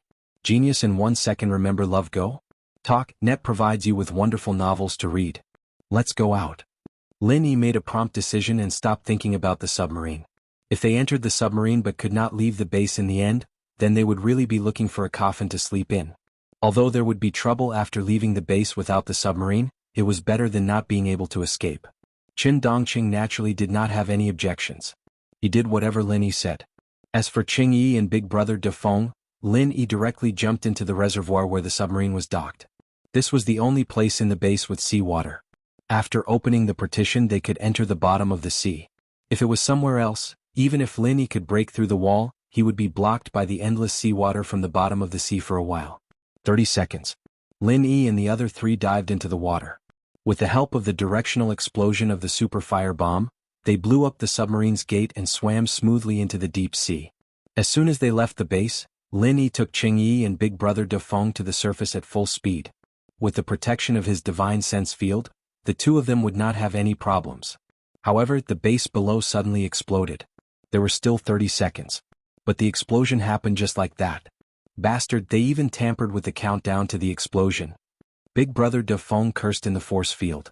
Fortunately, Lin Yi did not insist on entering the submarine just now. Otherwise, he would have been buried in the base at this time. In that case, it was all thanks to the automatic defense system on the submarine. Without this system, big brother De Feng would have tried to start the submarine now. Lin Yi breathed out in relief as well, The jade space had given him a warning when the biohumans appeared, but it wasn't strong enough to be fatal. He didn't think much of it, and abandoning the submarine was a decision he made based on his judgment.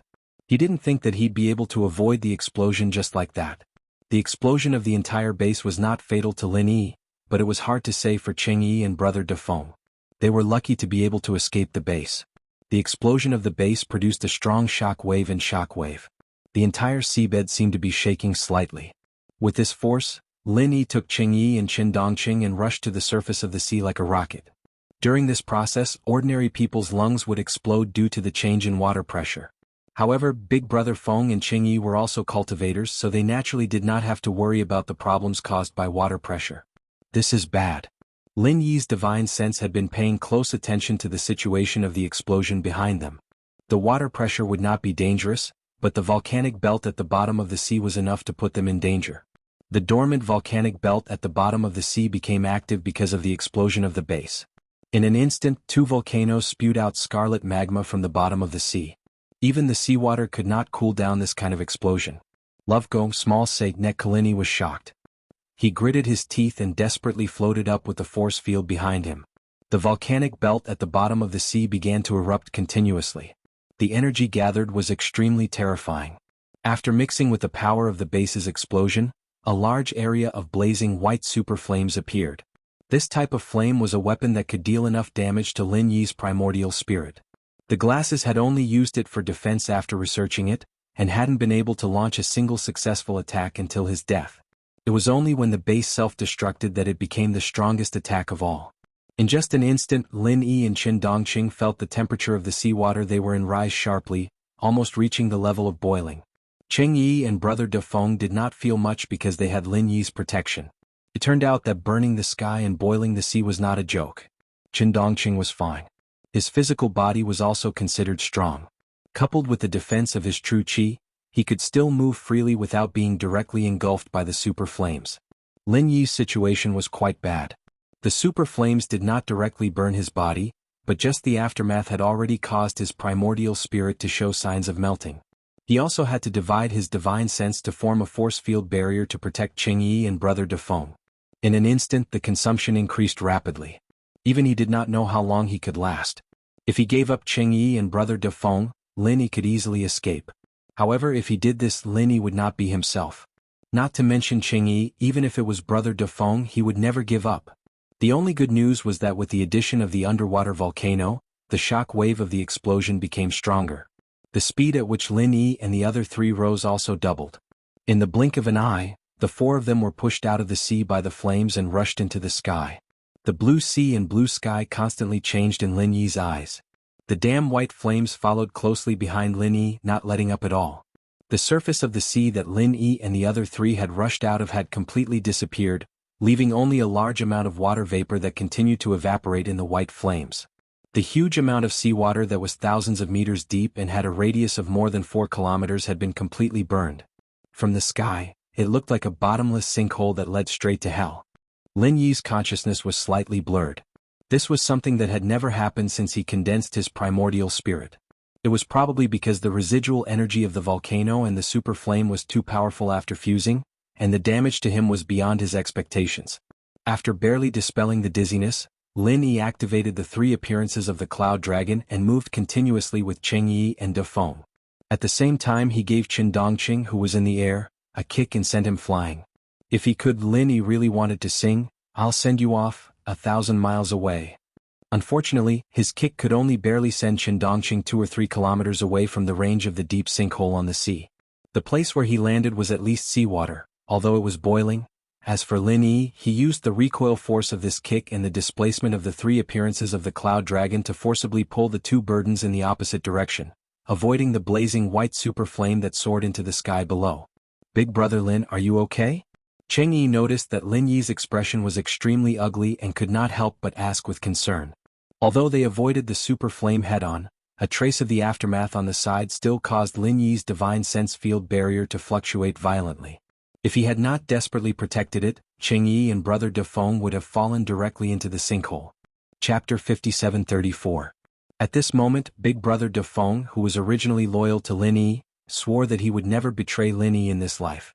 If Lin Yi needed it, he would definitely return his life to Lin Yi. Lin Yi's face was pale and faintly translucent. This was a sign that his divine sense had been consumed too much, and his spirit was severely injured. I'm fine, you don't have to worry. But after reaching the sea you have to protect yourselves. I may not be able to take care of you. Lin Yi smiled indifferently. He did not seem to care about the current predicament. Boss Lin Yi, don't worry about me. Throw me down and save your strength. Big brother De Feng shouted eagerly. At this time, even if Lin Yi threw him into the heaven flame, he would not have any complaints.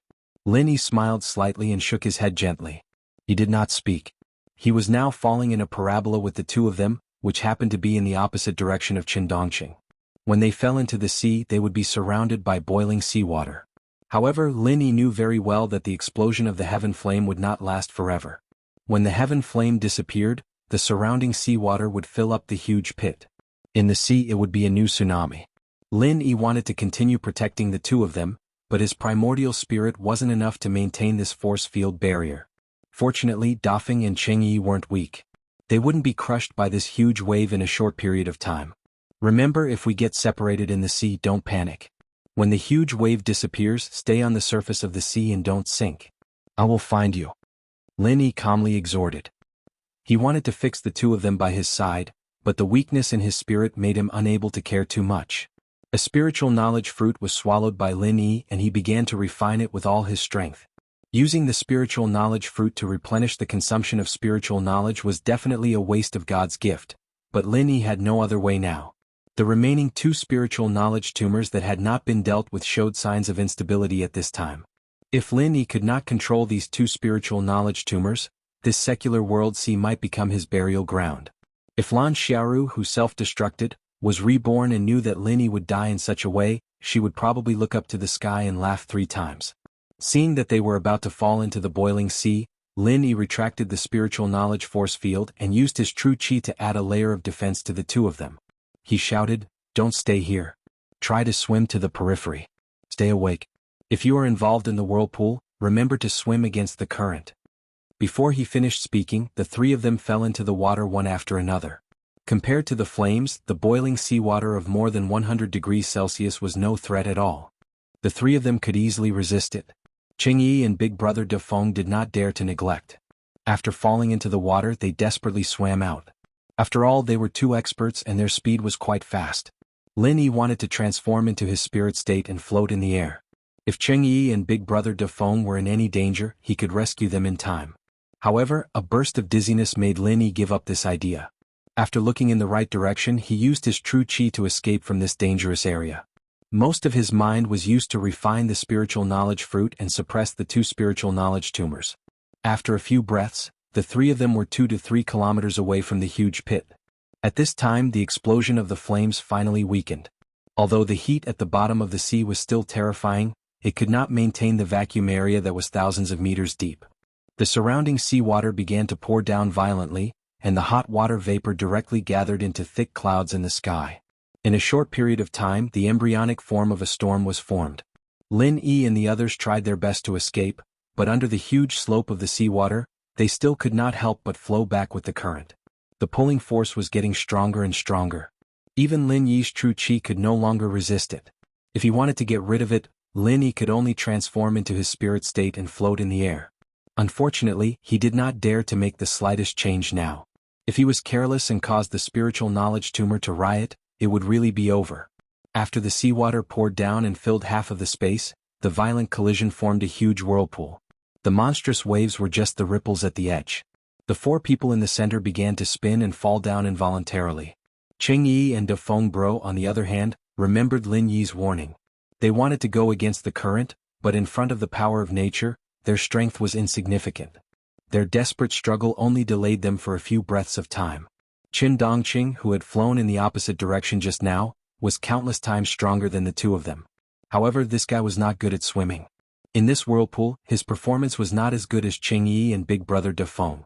When he passed by Cheng Yi and big brother De Feng for the second time, he did not even have the strength to struggle. Lin Yi wanted to do something, but he was like a clay bodhisattva crossing the river. He could not even protect himself. The only way was to go with the flow. Fortunately, the super flame had slowly subsided. If it was just the whirlpool, tsunami, and storm, it would not take their lives for a while. After this period, there would be a chance of survival. Now that he thought about it, it was really lucky that he did not get entangled in the submarine just now. Not to mention the deceptive setting of the 30-second false report. Even if he successfully left the base in the submarine, under this kind of explosion, it was likely that he would be directly vaporized by the super flame at the bottom of the sea. He might not even be able to survive in this situation. You guys take care of yourselves, Lin Yi said in his heart with a wry smile. His dizziness was getting worse, but he knew that once he really fainted, the divine sense cancer would immediately explode. Therefore, even if he died, he could not faint. At least before suppressing these two divine sense cancer, he absolutely could not faint. This huge whirlpool lasted for an unknown amount of time. Lin Yi's mind was completely immersed in suppressing the divine sense cancer, so he did not care too much. Anyway, he was an essence spirit, so he would not drown in the sea. Between floating and sinking, the seabed and the sea surface went back and forth several times. After the storm and tsunami, Lin Yi finally succeeded in suppressing the two divine sense cancer and opened his eyes with a tired look. Chapter 57:35. It was simply impossible to expect that the four of them would not be separated in such a violent environment, so Lin Yi was not disappointed, and extended his spiritual awareness to search for traces of them. However, the next moment, Lin Yi knew that the problem was serious. His spiritual awareness could only extend for less than a kilometer. Obviously, the previous flame had caused his consumption to reach a terrifying level. Although a spiritual awareness fruit had been swallowed, most of it was used to suppress the tumor of spiritual awareness. The remaining small half was used to make up for part of the consumption, and there was still a part that had not been refined.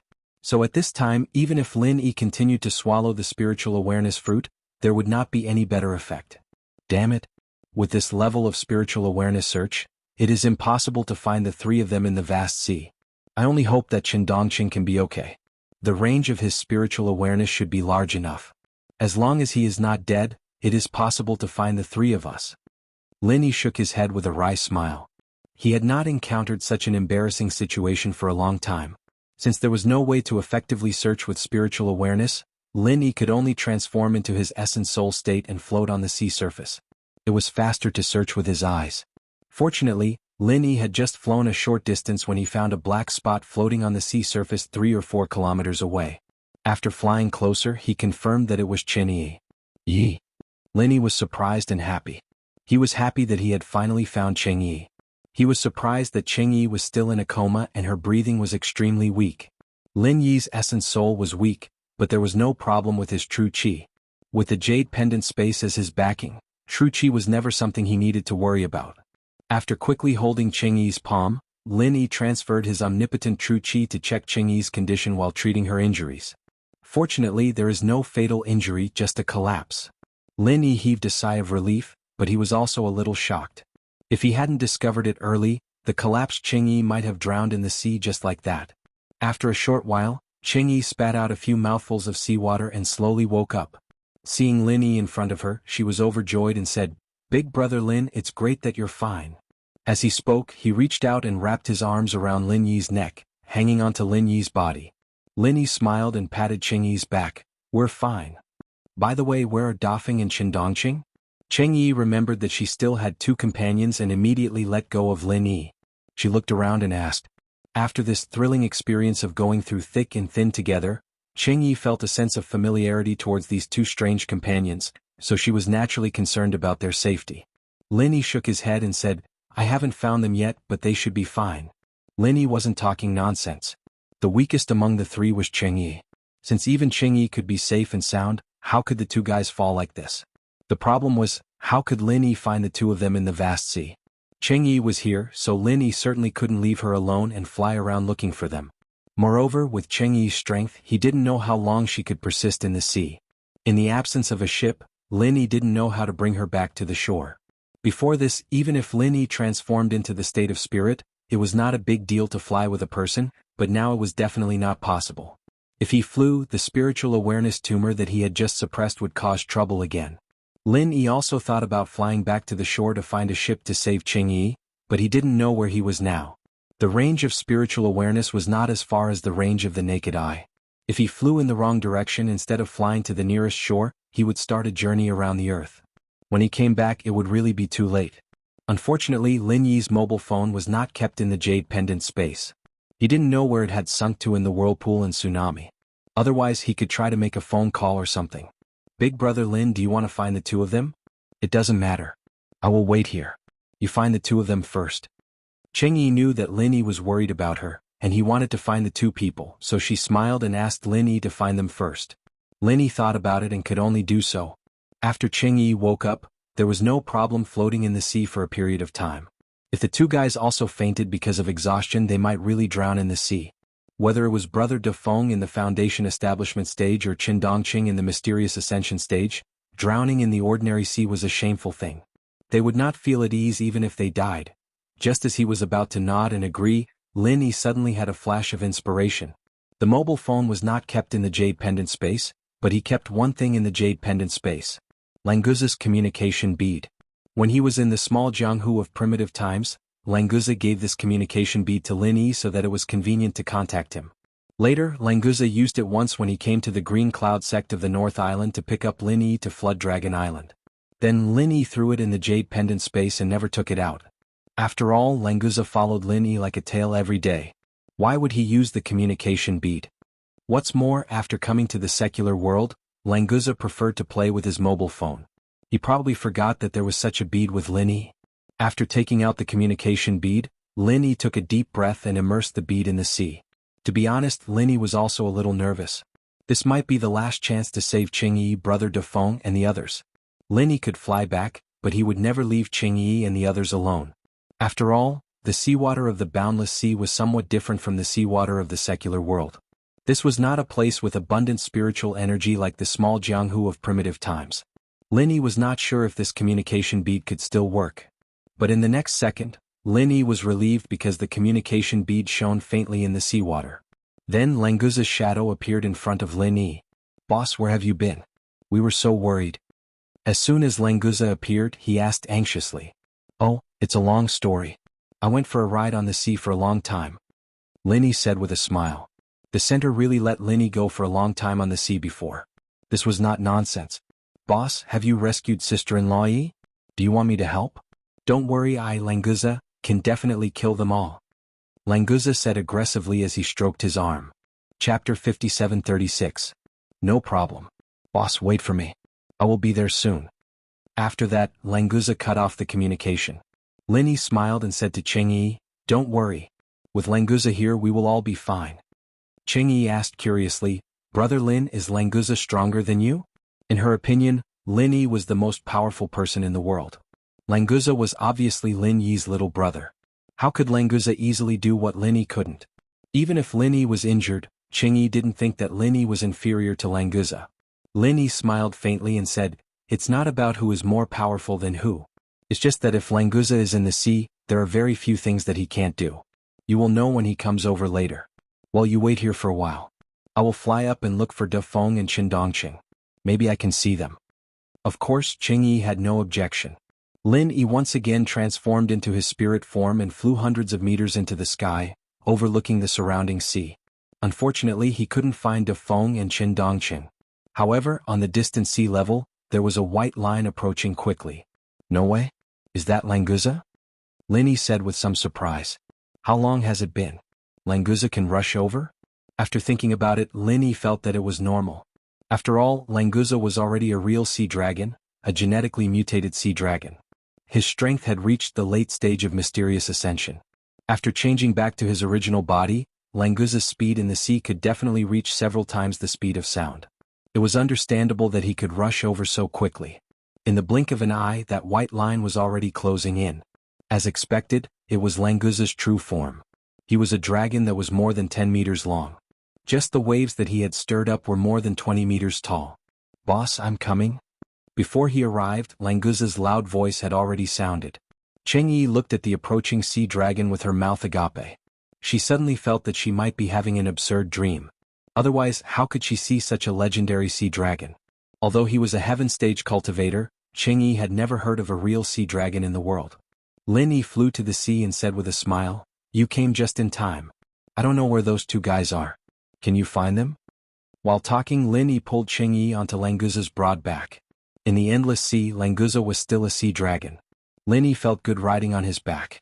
Now that he had evolved into a sea dragon, it was even more comfortable. Boss, don't worry.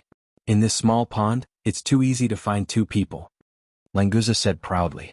Compared to the dangerous endless sea, the ocean of the secular world was indeed only worthy of Languza's evaluation of a small pond. Lin Yi listened to him and was completely relieved. He immediately fell on Languza's back and had a good rest. A trace of worry flashed in Qing Yi's eyes. She began to feel that Lin Yi's current state was really not very good. Thinking of Lin Yi's instructions before falling into the sea, Qing Yi estimated that Lin Yi was now seriously injured. Unfortunately, Qing Yi couldn't do anything for Lin Yi. If Sun Jingyi was here, perhaps she could use her cultivation method to help Lin Yi. Of course, what Qing Yi didn't know was that Lin Yi's spirit was injured now. Even Sun Jingyi's cultivation method couldn't help him. After waiting for Lin Yi and Qing Yi to sit down, Languza put his big head into the sea and opened his mouth to roar. The sound directly set off a huge wave, but fortunately, it immediately subsided. 10 seconds later, Languza raised his head and said with a smile, "Boss, the sea beasts here are really weak. They don't even deserve to be called sea beasts. Moreover, their intelligence is very low. Fortunately, they can help me find two people. This is a simple matter. I already have a position for them." Sea dragons were indeed sea dragons. As long as they were in the sea, they were the absolute king of the race. Lin Yi smiled and nodded, "Then hurry up and get them back. It's easy to get into trouble if it takes too long." "Okay, boss and sister-in-law Yi, sit tight. I'm coming out." Languza responded with a loud laugh. He arched his body and shot out like a sharp arrow. Qing Yi could clearly hear a sonic boom. This fellow had actually broken through the sonic barrier and activated it. In a few breaths, Languza arrived at Big Brother Defeng's location. Big Brother Defeng had seen Languza's sea dragon appearance, but he had never seen the evolved sea dragon, so he was shocked at first. Languza was very satisfied with this. He thought that he could continue to play like this next time. Lin Yi saw that Big Brother Defeng was awake and greeted him with a smile. This guy was really tenacious. Other than being a little embarrassed, his spirit was very good. When Languza came over, Big Brother Defeng was still swimming quickly. Obviously he was looking for Lin Yi and the others. As for Qin Dongqing, Lin Yi didn't know whether to laugh or cry after seeing him. Qin Dongqing was the most powerful among the three, but this disappointing one looked the most miserable. Not only was he unconscious, but his stomach was also bulging. It seemed that he drank a lot of seawater. Fortunately, Qin Dongqing was strong. He protected his heart with qi, so he didn't become a joke of a profound ascending stage master drowning in the secular world. Big Brother Defeng quickly picked up Qin Dongqing and made him spit out the seawater in his stomach. Lin Yi used qi to treat him a little and Qin Dongqing woke up. "Languza, let's go back." Finally, all three of them were found, and Qing Yi was also rescued from the center. Lin Yi smiled and patted Languza's body. His heart was relieved, but suddenly he felt a wave of dizziness. His body leaned back and he actually fainted. Lin Yi didn't know how long he lost consciousness. When he regained consciousness, he found himself in the space of the jade pendant, and there was someone beside him who had been watching him. "Jiao Lao, you appeared again." Lin Yi was slightly taken aback. He sat up with a smile and waved to Jiao Yazi. Jiao Yazi laughed and scolded, "What do you mean again? I've always been here. It's just that if you leave the secular world I will disappear. When you return to the secular world I can appear again." Chapter 57:37. Is it because I don't want to talk to you? Isn't it because you haven't entered the space of the jade pendant and haven't thought of me at all? Jiao Yazi looked at Lin Yi with a smile that wasn't a smile. It sounded very reasonable. Lin Yi was speechless. After thinking about it carefully, it seemed to be the case. After returning from the ancient small world, he really didn't think of Jiao Yazi because he couldn't contact Jiao Yazi. Lin Yi was used to it. Jiao Yazi actually didn't care. Before Lin Yi opened the space of the jade pendant, he was used to being alone. He was just joking with Lin Yi. "Speaking of which, the speed of your growth has far exceeded my expectations. In the past I could still give you some help and advice, but now there is really nothing I can give you. So when you return to the secular world, there is no need for me to say anything," Jiao Yazi said with a smile. Then, without waiting for Lin Yi to speak, he pointed at Lin Yi's forehead with a straight face and said, "But this time, you really disappoint me." Lin Yi was startled and said, "Jiao Lao, what do you mean?" "What do I mean? You still have the nerve to ask me what I mean. Don't tell me you haven't realized your own state?" Jiao Yazi reprimanded mercilessly. In the past, when Lin Yi was still a weak rookie, Jiao Yazi was not so strict. Lin Yi slightly frowned. Jiao Yazi's expression was obviously not to scare him, so Lin Yi immediately used his divine sense to explore the space of the jade pendant. He wanted to find out what was going on. However, Lin Yi's divine sense couldn't explore the space of the jade pendant. It could only wander in this side of the world. To put it bluntly, he had completely lost contact with the outside world. Jiao Lao, how did this happen? How long have I been unconscious? Lin Yi knew that things were getting serious, but he still kept his cool. In response to Lin Yi's question, Jiao Yazi only snorted and said, "Your strength is beyond this realm. I can't understand it, so how would I know what happened to you? But what I can tell you is that you've been unconscious for 10 whole days." Lin Yi sucked in a breath of cold air. He thought that he had been unconscious for 1 or 2 hours at most. He did not expect that he had been unconscious for 10 days. One had to know that Lin Yi himself was a primordial spirit. Now that his primordial spirit was in the space of the jade pendant, didn't that mean that the primordial spirit in the mortal world had completely disappeared? "Jiao Lao, in front of you, no matter how strong I am still a junior. Can we talk nicely?" Lin Yi said with a bitter smile. If he wanted to figure out the current situation, only Jiao Yazi could help him. Jiao Yazi suddenly smiled and shouted, "Do you think I'm angry with you? How is that possible? I'm just expressing my disappointment to you. Kid, you don't know how to cherish yourself, do you? This time you almost had your soul scattered, do you know that? If you hadn't eaten a divine knowledge fruit before and had not refined a part of it, you would have been dead by now. Your primordial spirit has left your body and you still dare to play like this. Do you really think that you are invincible in the world?" Lin Yi was a little confused. After listening to Jiao Yazi's words, he felt a little scared. It turned out that he was really close to dying. Thanks to the divine knowledge fruit that he had eaten before, he was able to preserve his last chance of survival. It was also too smooth before. Lin Yi moved with his primordial spirit. Except for a short period of time when he just came back, it was basically successful. Therefore, he himself had forgotten that the primordial spirit was actually very weak.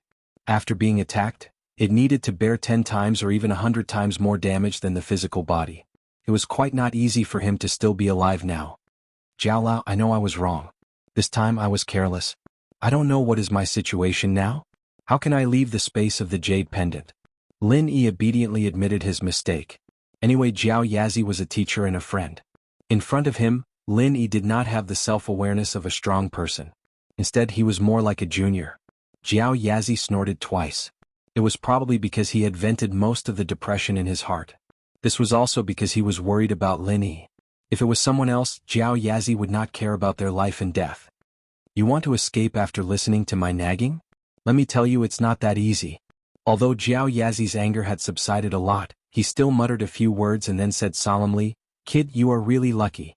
Originally, your primordial spirit would have completely collapsed after you lost consciousness, but because there was a remnant of the divine knowledge fruit, your primordial spirit's origin was protected.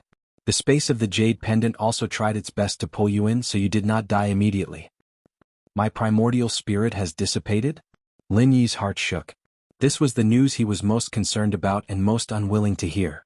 Now, the strength of Lin Yi's primordial spirit in the space of the jade pendant was not even 6 to 7% of its peak. Even if he left the space of the jade pendant, the strength of Lin Yi's primordial spirit would be greatly reduced. But Jiao Yazi finally gave him a piece of good news. "No, your primordial spirit is still in the outside world. I have to say, kid, your luck is really heaven-defying. Other than the divine knowledge fruit, you can also use the divine knowledge grass root to refine your primordial spirit.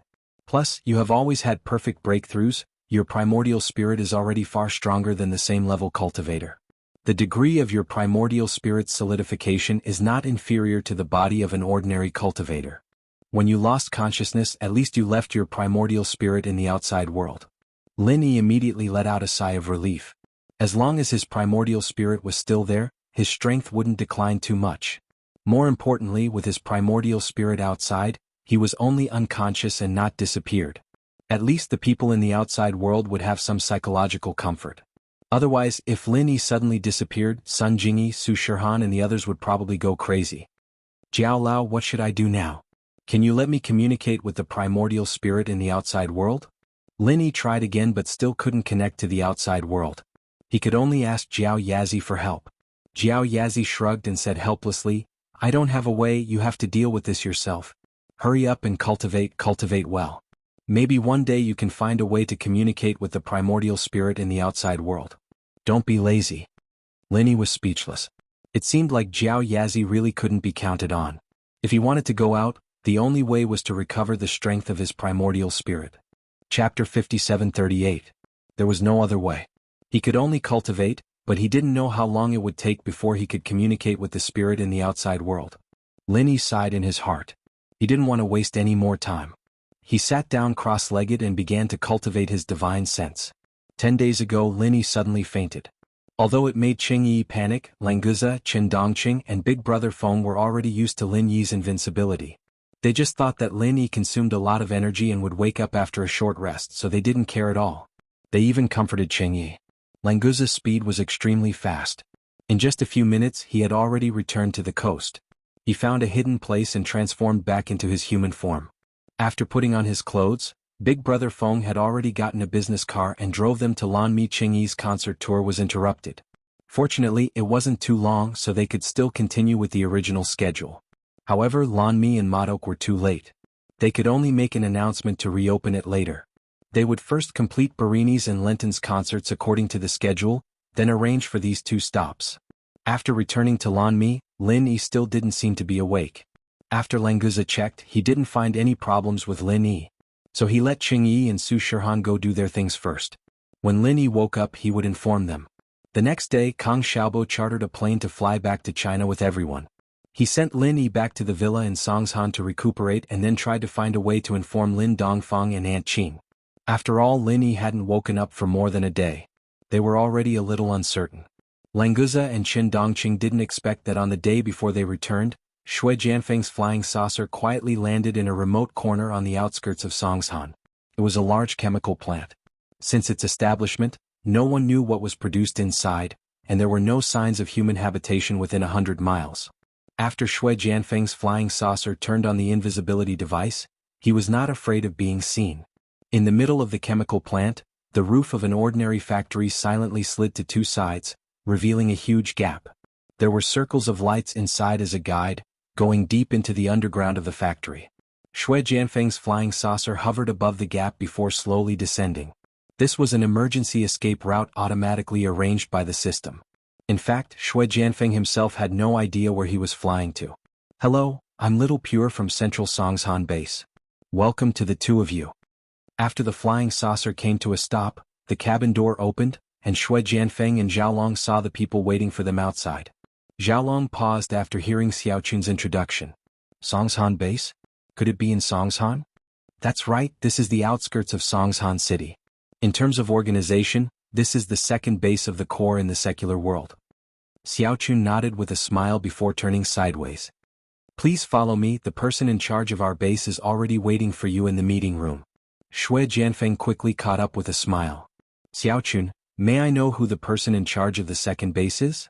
I used to follow Dr. Glasses and Miss Lan, but I'm not familiar with the person in charge of your base.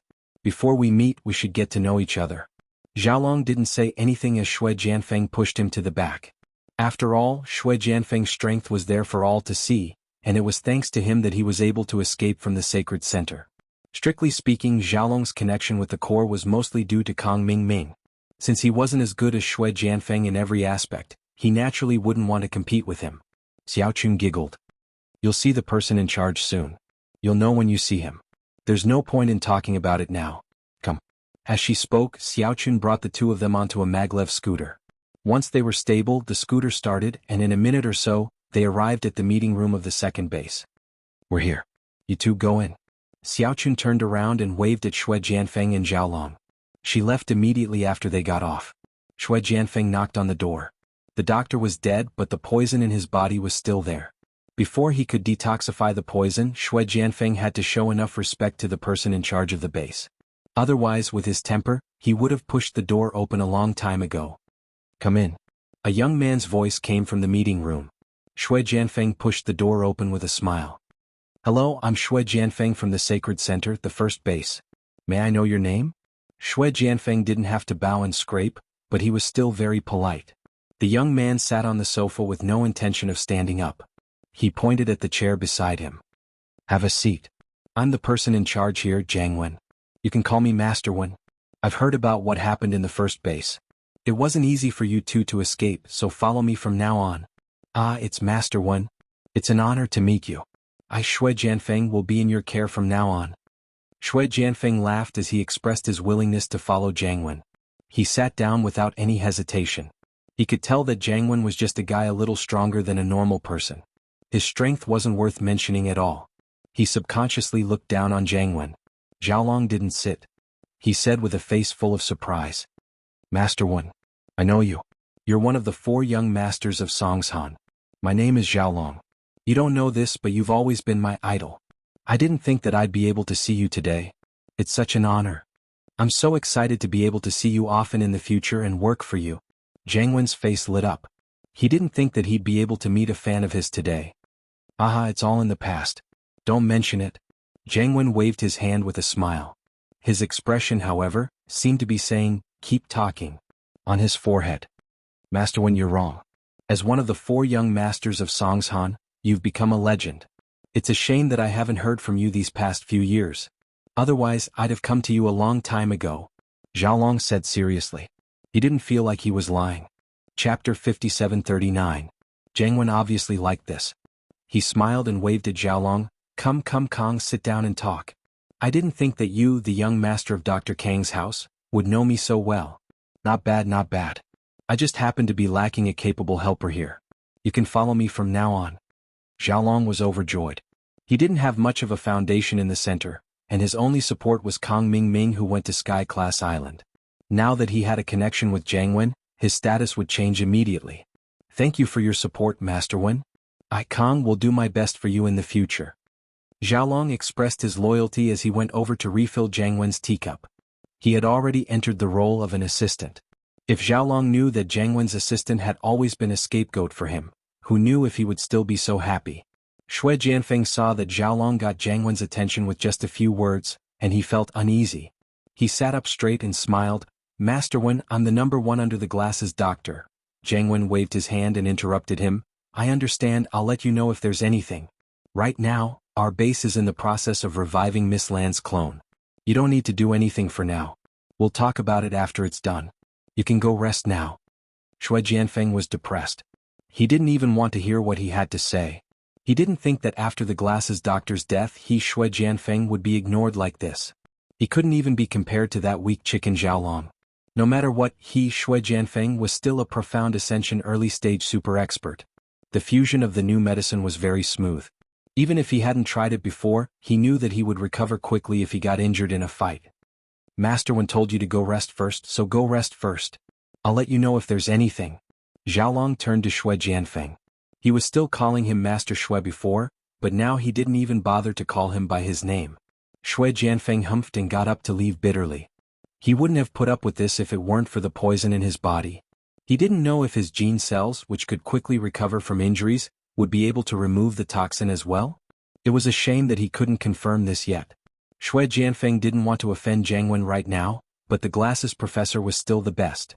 If only the glasses professor could be reborn. On one side, Jiang Wen was busy reviving Lan Xiaoru. On the other side, Lin Yi still hadn't woken up. It was already the 10th day. Kang Xiaobo and the others put down their work and gathered in the villa, waiting for Lin Yi to wake up. Unfortunately, in the current situation, it seemed that the possibility of another unconscious person in the villa was higher. No one knew that Lin Yi's consciousness had actually just woken up. However, he was in the space of the jade pendant and couldn't communicate with the outside world, so his Yuan Shen body was still in a state of deep sleep. Lin Yi practiced in the space of the jade pendant for a couple of hours, but there was no progress at all. The qi in the space of the jade pendant had no effect on Lin Yi's Yuan Shen and consciousness. But the spirit fruit and the spirit grass root were things that Lin Yi couldn't use. Even if they were right in front of him, he could only look at them. It was quite frustrating. He couldn't solidify his Yuan Shen body in the space of the jade pendant, so he couldn't use them. Jiao Lao, do you have any spiritual type arts that I can learn? Lin Yi turned to Jiao Yazi and asked, depressed. For a long time, Lin Yi had not systematically cultivated his spiritual awareness.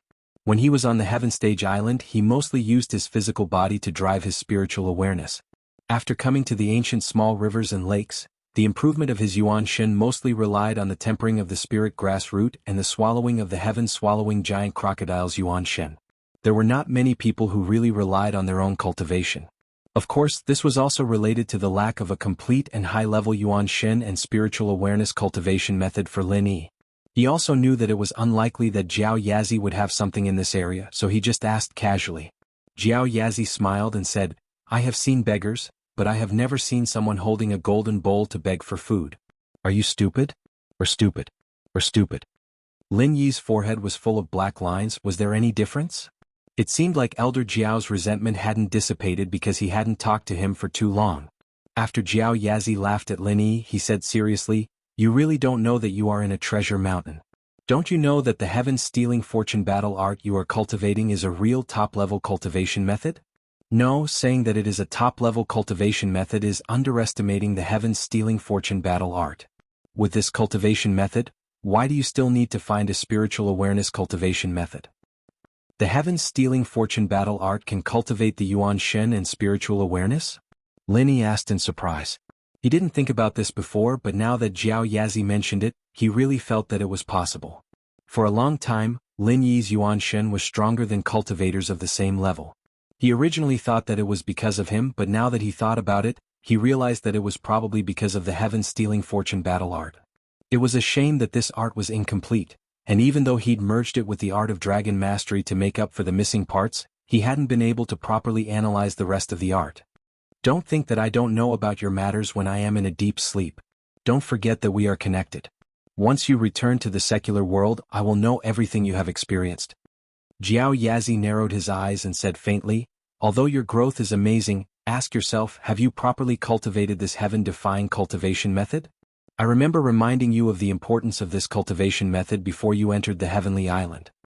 Lin Yi suddenly blushed with shame. Although Jiao Yazi didn't say it clearly, Lin Yi was very clear about what he was referring to.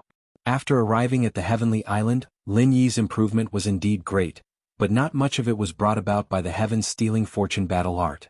More of it was the various opportunities that Lin Yi found in addition to countless heavenly materials and earthly treasures, as well as his own tenacity that allowed him to reach this step.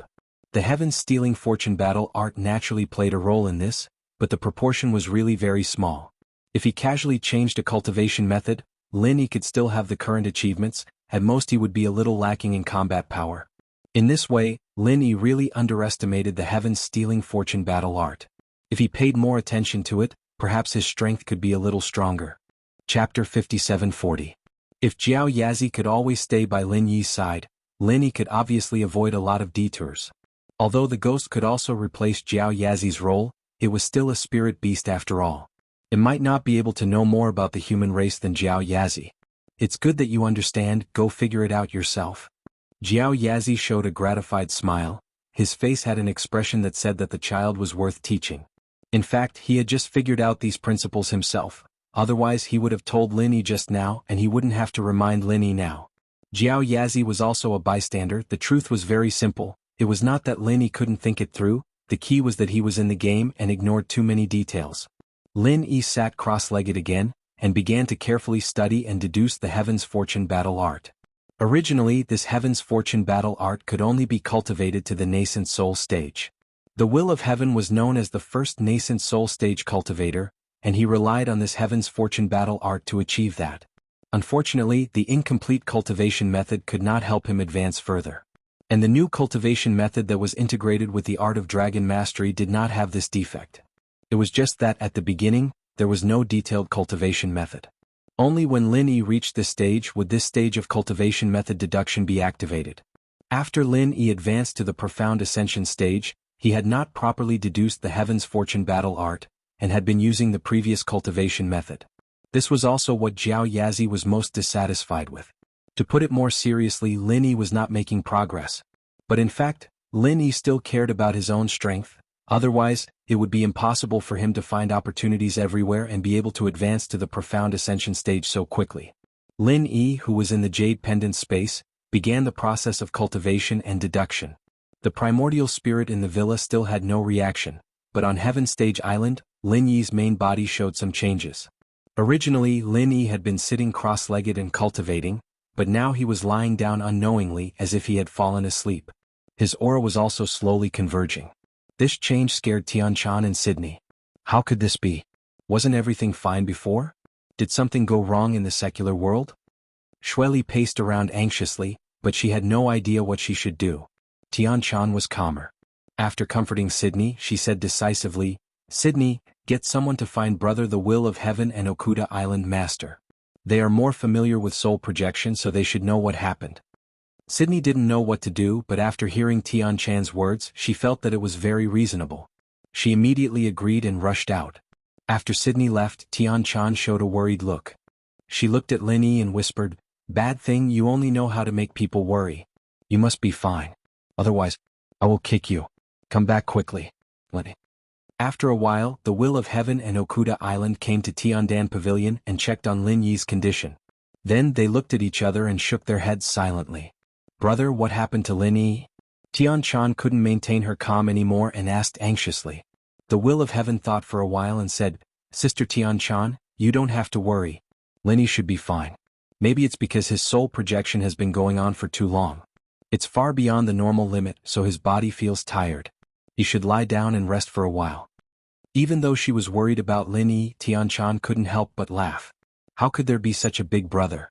He actually said that Lin Yi's body was tired and wanted to lie down for a while. This was ridiculous. It was normal for a strong cultivator to sit in seclusion for more than 10 years. How could Lin Yi lie down for such a reason? However, from what the Will of Heaven said, Lin Yi's body should be fine. So Tian Chan and Sydney were slightly relieved. Okuda Island also said, "The Lin brothers are very healthy, and their chi and blood are extremely strong. There doesn't seem to be any problem. You can all rest assured. Maybe this is a sign that his soul is going to return. Let's wait and see." Tian Chan quickly thanked him and said, "Thank you, Island Master Okuda. I'm really sorry to bother you when you're so busy." Okuda Island waved his hand and said, "You're treating me like an outsider. Brother Lin Yi and I are not outsiders. Alright, enough with the pleasantries. Take care of him. I'll go back first." The Will of Heaven represented Tian Chan and Sydney to send Okuda Island out. Then the two of them set up a soundproof barrier. Okuda Island took the lead and said, "Deputy Island Master, what do you think about Lin Yi's matter? There must be a problem." The Will of Heaven sighed. Just now, in front of Tian Chan and Sydney, he didn't dare to say much. But now he didn't have any scruples in front of Okuda Island. Okuda Island nodded and said, "Yes, although Lin Yi's chi and blood are strong, his momentum has begun to converge. This doesn't look like he's about to break through. Instead, it looks like his soul is injured. When the soul is projected, it won't cause any damage to the body. But if there's a problem with the projected soul, then the body that lost the soul will have a problem. This seems to be the case with Lin Yi." The Will of Heaven was silent. He also saw it, but there was nothing he could do. Now that Okuda Island confirmed his thoughts, there was nothing he could do. "Let's wait and see. I hope Lin Yi can come back on his own soon." Okuda Island sighed and cupped his fists before leaving. The Will of Heaven stood there for more than 10 seconds before returning to Tiandan Pavilion. At this time, Ho Guanqi and Kai Zhongyang came over after hearing the news. These two were Dan God Zhang Liju's disciple, but Lin Yi's situation wasn't something they could handle. So, their final conclusion was the same as the Will of Heaven. Of course, this wasn't something they could say to Tian Chan and the others. They could only tacitly agree. Unfortunately, even if they didn't say it, Tian Chan and Sydney were both smart girls. They could always see some clues. Since the people on the Middle Island couldn't do anything, then they could only place their hopes on the North Island's Shangguan Tianhua. After sending off the Will of Heaven and the others, Tian Chan immediately came back and said to Sydney, "I'll write to Shangguan Laner now and tell her about Lin Yi's situation. If she can get her grandfather, Shanghai Tianhua, maybe Lin Yi will wake up." Sydney nodded, "Yes, yes, yes. Right now, the only one who can save Lin Yi is someone like Shangguan Tianhua. There's no time to lose, we'll contact Shangguan Laner immediately." Chapter 5741. Shanghai Laner soon received a letter from Tian Chan. She had been waiting for Lin Yi's news. The primordial spirit projection had never stayed in the secular world for such a long time. It was impossible to say that she wasn't worried. On the contrary, Han Jingjing had always been full of confidence in Lin Yi. She never thought that after he went to the secular world, Lin Yi would be in any danger. "Jingjing, come and read the letter from Nakajima. It's from Tian Chan." Shanghai Laner was very loyal. She didn't read the letter first, but first found Han Jingjing to share the news. After Lin Yi left, the girls didn't stay together anymore, but their friendship deepened and deepened. They became best friends who could talk about anything and everything. When Han Jingjing heard Tian Chan's name, She immediately dropped what she was doing and ran to Shanghai Laner's side to read the letter. Lin Yi has a problem? Shanghai Laner, who was originally in high spirits, suddenly froze. She threw the letter and ran out. Han Jingjing hurriedly pulled Shanghai Laner and said, "What are you going to do?" "I'm going to find my grandfather." "Didn't you see Tian Chan say that my grandfather might be of help?" Shanghai Laner tried to shake off her arm, but she didn't get rid of it. She immediately stomped her feet and said, "Calm down." Han Jingjing directly pulled Shanghai Laner over and tried to calm her down first. Senior Shangguan is of course powerful, but he may not be of any use if he goes. The will of heaven Okuda, and these people, which one of them isn't an experienced and knowledgeable overlord? The status of any one of them won't be lower than your grandfather. Shanghai Laner thought about it and agreed. If her grandfather was of no use, what should she do? Jingjing, what do you say? I'll listen to you. Shanghai Laner was too lazy to think about it.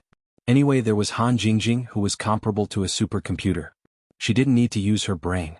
Han Jingjing didn't hesitate and said solemnly, "You tell Senior Shangguan first. I'll go to Nakajima first and see what's going on."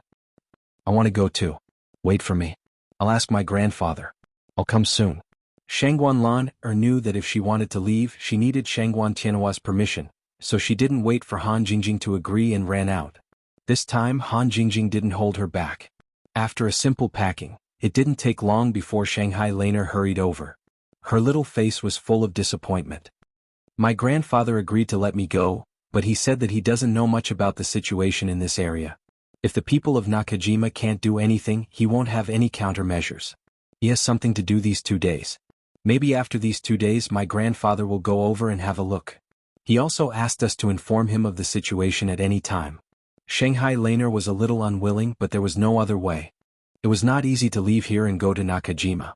Han Jingjing nodded and said, "In that case, let's not delay. Let's go immediately."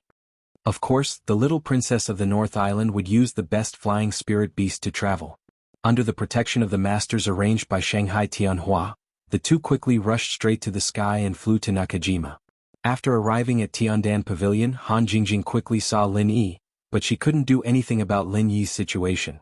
This was also expected, so there was nothing to be disappointed about. "I understand. This is the only way." After looking at Lin Yi's situation, Han Jingjing said very indifferently, "What should we do?" Tian Chan hurriedly asked. She also knew how smart Han Jingjing was. Others couldn't do anything, but Han Jingjing might be able to think of a way. "I want to go to the mortal world and find brother Lin Yi's soul. I want to see what happened to him," Han Jingjing said casually. It didn't seem like she was talking about something dangerous at all. Tian Chan and Sydney shouted at the same time, "No!" Both of them knew the danger of spirit projection, so it was absolutely impossible for them to agree to such a thing. On the contrary, Shangguan Lan asked curiously, "Why not? If we can find junior brother Lin Yi's spirit, can't we bring him back?" "Jingjing, you are really a genius. You found the key to the problem at once." Tian Chan smiled bitterly and said, "How could it be so easy? The primordial spirit projection is already very dangerous, and there are restrictions on the strength of the projector. It must be above the nascent soul realm.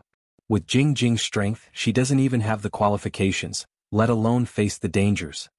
Han Jingjing shook her head firmly and said, "No, I must go and see. The problem of strength is not a problem at all. I can solve it. Also, I will find a way to reduce the danger to the lowest level. According to my calculations, there is at least an 80% chance that we can go to the secular world without any harm." For some reason, Han Jingjing's words were so easy to believe. Not to mention 80%, even if Han Jingjing said that she was 100% confident, Tian Chan felt that she would also believe it. In the end, Tian Chan also wanted to know what happened to Lin Yi in the secular world. Since Han Jingjing insisted on going and was sure that she would not be hurt, then Tian Chan seemed to have no reason to stop her. "I understand. I will go to the master of Okuda Island and ask him to help arrange a spirit projection. But Han Jingjing, you must promise me that nothing will happen to you," Tian Chan said seriously. If it was possible, she also wanted to go to the secular world to find Lin Yi. Unfortunately, she had no confidence, so she could only pin her hopes on Han Jingjing. Han Jingjing took out a soft armor from her bag and showed it to Tian Chan. Then she said solemnly, "I will be fine because I have been preparing to die in the secular world for a long time." Before Tian Chan could speak, Sydney asked curiously, "Jingjing, what is the use of this soft armor? Does it have anything to do with spirit projection?" That's right. Because I don't know when Brother Lin Yi will come, I have nothing to do, so I casually studied this soft armor. If I have the chance, I will go to the secular world to play with him. It just so happens that I can use it this time. Han Jingjing nodded and said. Then she pointed to a round bulge on the chest of the soft armor and said, "There is a spirit beast's inner core here. It is the key to spirit projection." Tian Chan felt it and said with some realization, "It is the inner core of a spirit beast at the peak of the nascent soul realm. You want to use this soft armor to deceive the spirit projection device and pretend to have the strength of a peak nascent soul realm cultivator?" Chapter 5742. Shengguan Laner said anxiously, "Jingjing, your cultivation is too low. Even if you go, it's useless. Let me go." Tian Chan immediately objected, "Lan, you don't know the situation in the secular world. You can't even find your way there. Let me go." Tian Chan couldn't go before, but now that she saw Han Jingjing take out the soft armor, she knew that she could use it to go to the secular world. So she immediately rushed to find Lin Yi. Han Jingjing put the armor away. "You guys don't need to fight. I'm the only one who can help Lin Yi, bro, this time. The others won't be able to help. I made this armor for myself too, and you guys won't be able to use it to its fullest potential. The chances of failure are very high." Tian Chan and the others were speechless. In this aspect, Han Jingjing's talent was absolutely beyond their comprehension. Even if Han Jingjing was talking nonsense, they couldn't tell whether it was true or not. "Alright, this matter is settled. Sister Tian Chan, please help me arrange the primordial spirit projection as soon as possible. I'll adjust this soft armor." Han Jingjing didn't plan to say anything else and just closed the coffin. Tian Chan and Sydney looked at each other and had no choice but to accept this fact. The primordial spirit projection was quickly arranged. Because of Lin Yi's abnormality, Okuda had long been prepared. Originally, the Will of Heaven planned to personally project his primordial spirit projection, but he was extremely unfamiliar with the secular world. Before collecting enough information, he didn't dare to act casually. Otherwise, it would be a waste of time. So, when Han Jingjing said she wanted to go, she could leave immediately. However, Okuda and the others were not very optimistic about Han Jingjing's safety. Tian Chan and Sydney tried to persuade Han Jingjing again. "Jingjing, why don't you let me go? Your level is a little too low. How are we going to explain it to Lin Yi if something happens? Since you can adjust this soft armor, you can definitely let me wear it, right?" Tian Chan held Han Jingjing's hand, trying to convince Han Jingjing to give up on the primordial spirit projection and let her take over. Unfortunately, Han Jingjing was very determined. She shook her head and said, "Sister Tian Chan, there's no need to say anything. I'm ready. Let's start. Big brother Lin Yi might be waiting for me to help him. Let's not waste time." After that, no one knew how Han Jingjing did it, but the soft armor she wore on her body emitted a faint light, and the powerful aura of the nascent soul stage slowly rose. There was no flaw at all. Okuda was also amazed. "It's exactly the same as a real peak nascent soul cultivator. If I didn't know the truth, I would definitely be fooled." It seemed that it would not be a problem to hide from the primordial spirit projection device. "You're indeed a genius in the aspect of refining weapons." Han Jingjing smiled slightly. She was a genius but not a genius in refining weapons. It was just that this kind of thing was too troublesome to explain, so she let Okuda figure it out himself. Tian Xingjian nodded. "That's right, this soft armor is really amazing and it's very effective in scaring people. However, after you project your soul, you'll be weakened for a period of time. You have to be careful, find Lin Yi and bring him back as soon as possible." Han Jingjing smiled and nodded. "I'll remember. Thank you, Brother Tian, for reminding me. Let's start now." Seeing that Han Jingjing was determined, no one continued to persuade her. Instead, they gave a few words of advice. Okuda also started the primordial spirit projection device. With the soft armor as a disguise, Han Jingjing's primordial spirit easily completed the projection. After breaking through the barrier, it went directly to the secular world. Outside a small town in Europe, Han Jingjing appeared in a sparse forest, feeling a little dizzy. Her primordial spirit projection was random, so it could not accurately bring Han Jingjing to Wuxia. Instead, it brought her to Europe, which was a huge deviation. However, there was a shadow of a soft armor on Han Jingjing's primordial spirit. It was the work she used to disguise herself as a Yuanine peak. Unexpectedly, she also brought it with her. "Where is this?" Han Jingjing looked around her surroundings in a daze. Her divine sense was not strong and she was not used to releasing it, so she still used it to see more. The soft armor on her body turned into a set of ordinary casual clothes, and her primordial spirit quickly transformed into a primordial spirit body. The process was so fast that if Lin Yi saw it, he would definitely be stunned. When Lin Yi came down, he had to go through untold hardships to condense a primordial spirit body, and he was almost eaten as a big tonic. Perhaps this was also the function of the soft armor. But the soft armor was originally made by Han Jingjing, which proved that she was a genius. Unfortunately, at this time, the genius beauty Han Jingjing still had a cute look on her face. She looked around in a daze and then walked slowly. The grove was not big. In a few minutes she walked to the edge. The road that was faintly visible before was completely revealed in front of Han Jingjing. 6 kilometers in Austin? Han Jingjing looked up at a road sign on the road and thought to herself, what kind of place is this Austin? Of course, it is definitely not China because the text on it is not Chinese. As a top student, this is not difficult for Han Jingjing. It seems that I have come to Europe. It seems that the primordial spirit projection is random. Now there is no way, brother Lin Yi, you have to wait for me. Han Jingjing sighed, whispered a few words and walked in the direction of Austin. Although with the help of the soft armor, Han Jingjing successfully condensed the primordial spirit body, but if she wanted to fly, it would consume too much divine sense power. Now Han Jingjing's strength has been reduced to the peak of the middle stage of heaven stage. This is still the strength that has been preserved by the blessing of the soft armor. If she flies, it is likely that she will not find Lin Yi. Han Jingjing will be passive to the heavenly island. So Han Jingjing can only go to this Austin first and then find a way to contact the people in China. Whether it is the Liu family or Kong Xiaobo, they must be able to get her there smoothly. Lin Yi has the space of the jade pendant to carry things, but Han Jingjing only has such a soft armor and nothing else. Fortunately, the strength of the peak of the middle stage of heaven stage is also regarded as a master in the secular world. There is no need to worry too much about safety. After a few steps in the direction behind Han Jingjing, there is a car approaching quickly. In Europe, hitchhiking is a very common thing. Han Jingjing does not want to waste her divine sense power, so she simply stood on the side of the road and stretched out her arm to give a thumbs up. Chapter 57:43. Hi beautiful, where are you going? A white youth in his 20s in the driver's seat greeted Han Jingjing with a smile. Judging from his attire, he was not a rich man. The Bumblebee was just an ordinary model, barely considered as a low-end car in Europe. But this guy's expression made him look like a rich second generation. It was as if he was writing on his face that he wanted to hit on her, and this was her honor. Han Jingjing slightly narrowed her eyes and revealed a harmless and innocent smile. I'm going to Ostall up ahead. Can you give me a ride? Of course, no problem. Come on. The white youth said with a warm smile. He opened the door of the front passenger seat for Han Jingjing. But Han Jingjing had already opened the door of the back seat and shrunk into it. The white youth was slightly startled. He did not say anything else and could only smile awkwardly. He leaned over to open the door of the front passenger seat, and then stepped on the accelerator. My name is Johansson, beautiful. What's your name? The white youth deliberately slowed down the speed of the car.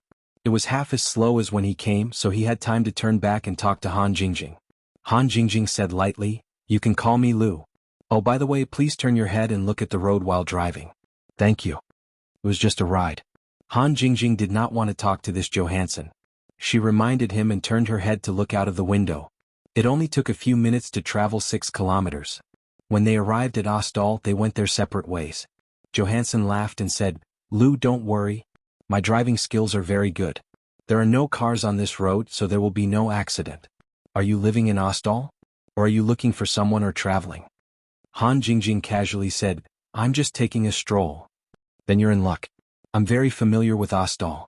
Although it's just a small place, there are still a lot of fun places. I'll be your tour guide. I promise you'll have a good time. Johansson immediately said. Han Jingjing guessed that if she said she was looking for someone, he would also say the same thing. Can I borrow your phone for a while? Han Jingjing really didn't want to talk nonsense with Johansson, so she directly borrowed his phone. In any case, it was not easy for Han Jingjing, who had no money on her, to make an international call. Johansson was secretly delighted. He thought that his handsomeness had moved Han Jingjing, and she was going to give him her number. He immediately took out his phone and handed it over, saying, Here, you can use it as you like. This is the latest model. It has only been on the market for 3 days. You know that, right?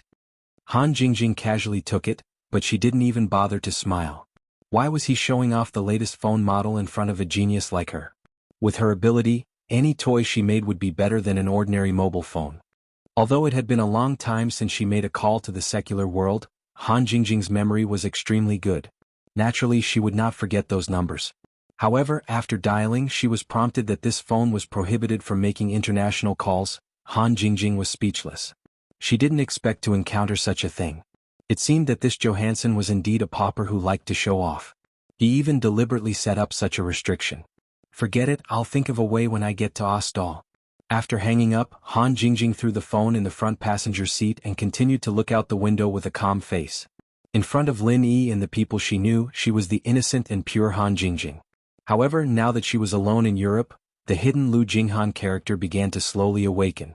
When Johansson saw that Han Jingjing did not use the phone to talk to anyone, he thought that his guess was correct.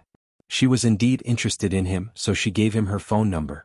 Johansson secretly observed Han Jingjing's exquisite and perfect face and figure through the rearview mirror. His heart slowly began to burn. There were still about 3 kilometers to Ostall. He couldn't wait to return to the town. He simply turned the steering wheel and drove off the road, heading for the small forest at the side. Han Jingjing frowned slightly and turned to look at Johansson. Aren't you going to Ostall? Why did you deviate from the main road? Dear Lu, we are all adults. Since we both have a good impression of each other, there is no need to be shy. My car is very comfortable. Of course, I will make it more comfortable for you, Johansson said with a smile. However, that kind of look made Han Jingjing want to smash his face with the sole of her shoe. Even an idiot would know what such explicit words meant. Han Jingjing said with a frosty face, "Stop the car. Otherwise you will regret it." Ah, Lu, you are so cute. Is it okay to do it here? You can still see a little from the road. It will be more hidden if you go in. Of course, if you like it here, it's okay. I have no opinion and I promise you will not regret it. Johansson had a dirty smile on his face and deliberately distorted Han Jingjing's meaning. In his opinion, Han Jingjing just happened to come here to play, and she left her phone number in his phone. Obviously, she was not an old-fashioned woman. It was not a problem to bring her to play in the forest. Even if Han Jingjing was not willing, it was not up to her. Johansson's brain was now filled with lust. He desperately wanted to rape Han Jingjing. Han Jingjing suddenly quieted down and looked at Johansson coldly. If she wanted to kill this idiot, it was just a matter of moving her fingers. Even if Han Jingjing did not practice or fight, her strength was real. Johansson suddenly felt a chill in his heart. Although he did not understand, he did not want to continue driving in. Seeing that the road was already blurred, he estimated that this place was remote enough, so he simply stopped the car. After putting down the back of the front seat, Johansson turned and said with a smile, "Baby, come on. Do you want to take it off yourself or do you want me to help you?" As he spoke, he reached out to touch Han Jingjing's pretty face. He did not even think about whether Han Jingjing would resist or not. Han Jingjing raised her eyebrows and suddenly reached out to grab Johansson's palm. She gently twisted it back. With a slight cracking sound, Johansson's palm directly turned back 180 degrees. Ah. Oh. I said you will regret it.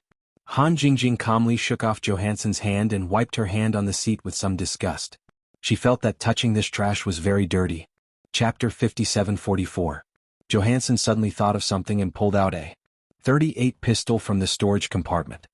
He pointed it directly at Han Jingjing's forehead and shouted, "You son of a bitch! How dare you attack me? You're dead today. I'm telling you, you're definitely dead today." Han Jingjing looked at the black muzzle indifferently. The spirit was not afraid of the bullets of this kind of pistol. Even if she was not a spirit, Han Jingjing's strength was enough to easily take down this pistol at this distance, so there was nothing to worry about. Johansson gritted his teeth with a ferocious look and said, "Bitch, take off all your clothes. I'll ask you for compensation today, and then I'll deal with you." Although the pain of the fracture in his left wrist made Johansson's forehead break out in a cold sweat, he would not be reconciled if he did not have sex with Han Jingjing a few times. Han Jingjing snorted twice as a mockery of Johansson's words. Then she reached out again and grabbed his right wrist. There was another crisp sound and the .38 pistol fell directly into Han Jingjing's hand. Johansson screamed again, sweating all over. That kind of bone-piercing pain was definitely not a joke. Looking at his pale face, it was likely that he would faint at any time. "I just wanted to teach you a lesson, but your ability to make me angry is not bad. Now you should be satisfied, right?" Han Jingjing said with a faint smile. She pinched the pistol and broke it, then threw it out of the car window. Johansson looked at Han Jingjing in fear. This girl, who was as beautiful as an angel, was simply as terrible as the devil. As compensation, I'll take your car first as well as your cash and mobile phone. Han Jingjing didn't know how to get some money to make an international call, and it just so happened that this Johansson came to her door. Since he wanted to rob her, Han Jingjing didn't mind robbing him in return. Without waiting for Johansson to speak, Han Jingjing nimbly got to the front seat, then opened the door and kicked Johansson out. Of course, his wallet was already in Han Jingjing's hand, but Han Jingjing might have been focusing on the wallet, so she didn't pay much attention to the position when she kicked him. When Johansson flew out, he seemed to have heard the terrible sound of an egg breaking. Han Jingjing didn't care about the guy's screams. She closed the car door and drove away. Anyway, this guy shouldn't die. After a while, when he didn't feel so much pain, he could walk to the road and ask for help. Johansson was lying on the ground with cold sweat all over his forehead. His body was curled up like a shrimp, and he looked at his car in despair as it sped away. He didn't expect that a seemingly normal hunting trip would turn out like this. Han Jingjing suddenly stopped the car and stretched her hand out of the window. In her hand was a bag of white powder. This was what Johansson cared about the most, a bag of heroin. The pistol from before was placed together with the heroin. Han Jingjing happened to see it in the open storage compartment, and suddenly felt that she was too kind to Johansson. Obviously, she couldn't consume so many drugs by herself. Johansson should be transporting drugs, so he had a pistol. She just didn't expect that this guy would still have the mood to look for women when transporting drugs. He really deserved it. Seeing the white powder pouring out of the transparent bag in Han Jingjing's hand and then drifting away with the wind, Johansson was completely desperate. Even the pain of his egg breaking couldn't compare to the unbearable pain of watching all this happen. Without this batch of goods, he could only hide his identity and flee. Otherwise, he would definitely die a more miserable death. After dealing with the drugs, Han Jingjing continued to drive. As for whether Johansson was dead or alive, she didn't care at all. This kind of trash would only be better for the world if he died. Austin arrived soon. Han Jingjing parked the bumblebee at a remote intersection and then took out all the euros in Johansson's wallet. The wallet was thrown under the car seat. Han Jingjing didn't plan to continue to use this car, so she didn't pull out the key. The most important thing now was to contact the people in Wuxia and figure out the situation of Lin Yi first, and then ask someone to pick her up. The stack of notes in Johansson's wallet was about 400 or 500 euros. It seemed to be a little less for a drug dealer, but it was enough for Han Jingjing. Pushing the door open, Han Jingjing was just about to get out of the car when she found that something was wrong. This place was originally not a place where cars came and went, but now there were two cars rushing over at a very fast speed. The target was obviously Han Jingjing's bumblebee. Because of Johansson's particularity, Han Jingjing felt that she might have been targeted. She released her divine awareness a little and became more and more sure of this. The Europeans in the two cars were holding guns in their hands. The evil forces here are so rampant. They dare to come with guns in broad daylight. Han Jingjing whispered. She lowered her body and quickly rushed into the alley next to her. She was not afraid of bullets, but she was afraid of trouble. Whether these people were coming for her or not, it was the best choice to get rid of them as soon as possible. As for continuing to drive and race with them, it was not a movie. Was it necessary? Catch that woman, don't let her run away. As soon as Han Jingjing entered the alley, someone shouted and chased after her. It was a person from one of the cars who jumped out. Another person went to check the car that Han Jingjing had abandoned and shouted, "Johansson is not here, and there is nothing left except a wallet." It really has something to do with that idiot.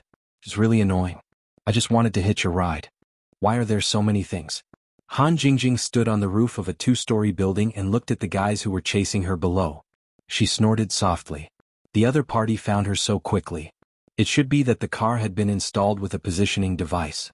It was estimated that when the idiot Johansson turned into the woods, he had already been noticed by them.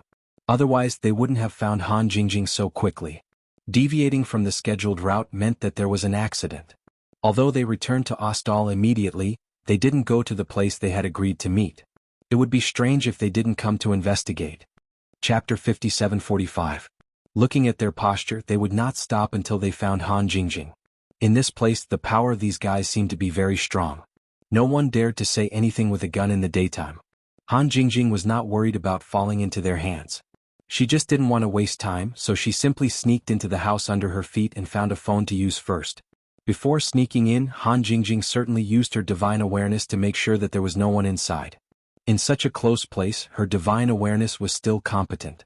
The first call, Han Jingjing did not call back to the Liu family. Compared with the relationship with Lin Yi, the Lu family without her was far less powerful than Kang Xiaobo, Lai Chang'e, and others. So Han Jingjing directly called Lai Chang'e. The two had business dealings before, so she still remembered his number. After a few rings, the other side connected. "Hello, who is this?"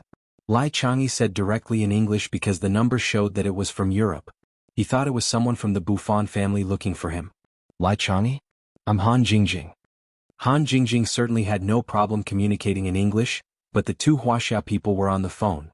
Of course, they spoke directly in Wuxia language. Lai Chang'e seemed to be stunned, and then he cried out, "Han Jingjing? Lu Jinghan? No, sister-in-law, you're back too?" Lai Chang'e and others certainly knew Han Jingjing's identity. Suddenly hearing Han Jingjing's voice, Lai Chang'e suddenly became excited.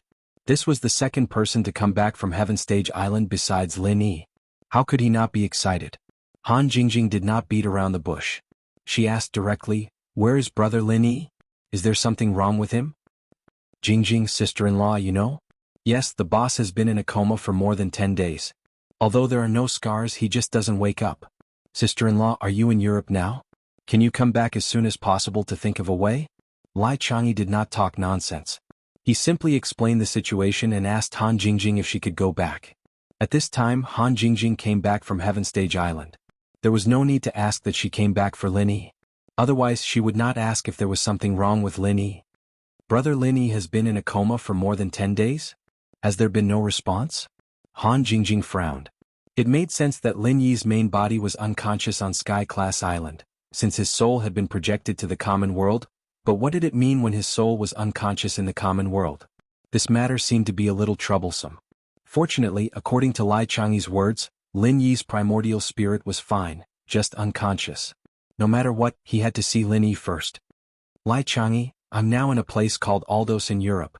Because I came back from Heaven Stage Island, I don't have anything on me. Find a way to bring me back." Han Jingjing and Lai Chang'e didn't need to be polite. They were all people by Lin Yi's side. "Okay. Sister-in-law, please wait a moment. I'll check it out." After Lai Chang'e said that, there was a clattering sound of the keyboard, and then he said, "Sister-in-law, I've checked Aldos. It's a small town, but it's only 150 kilometers away from Lanmi. It'll take a lot of time for me to send people there. If it's convenient for you, go directly to Lanmi to find Su Shirhan and Cheng Yi. They should have returned to Lanmi for a concert."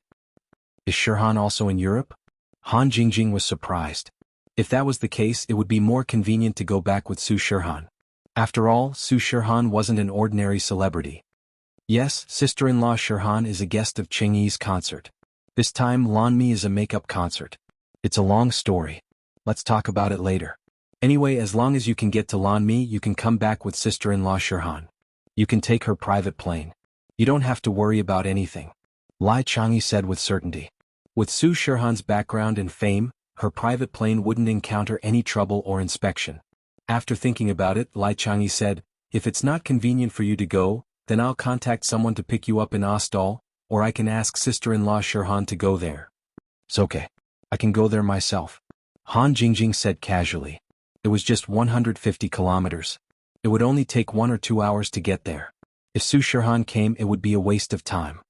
"Well, sister-in-law Jingjing, write down their phone numbers. I'll contact them first. If possible, it's best to come back as soon as possible." Lai Chang'e was also worried about Lin Yi. If Han Jingjing had a way to cure Lin Yi, of course the sooner the better. Unfortunately, Ostall wasn't within the Buffon family's sphere of influence. Otherwise, Lai Chang'e would definitely ask Kerman to send Han Jingjing back. With their partnership and Kerman's identity as half of Lai Chang'e's disciple, these small things shouldn't be a problem. Han Jingjing remembered the numbers Lai Chang'e gave her and hung up. She took out €100 and put it next to the phone. It was the cost of this international call. As for whether she gave too much, it wasn't something Han Jingjing needed to consider. Anyway, it was all along. It didn't matter at all. As for contacting Su Shirhan, it wouldn't be too late to wait until they reached Lanmi. Right now, she had to think of a way to get to Lanmi. Han Jingjing, who was about to leave the house, suddenly felt something was wrong. It seemed like there was a threat approaching. What could threaten her was definitely not a gun or something like that. She released her divine sense and found a middle-aged white man in black with a cross sword in his hand. His eyes were looking straight at Han Jingjing's direction as if the wall couldn't stop him at all. Han Jingjing suddenly frowned. There was actually someone in this town who could threaten her, and he appeared in front of her so quickly. It was too much of a coincidence. But Han Jingjing wouldn't think that this was an operation specifically targeted at her. She just projected her soul from Heaven State Island. Even Okuda and the Will of Heaven didn't know that Han Jingjing would appear in Europe. It was impossible for them to specifically send someone to deal with her. This old man looks like he has some skills, but I can't see his strength level. It should be the European system. Han Jingjing thought about it and felt that there was no need to waste time, so she turned around and left the house from the other side.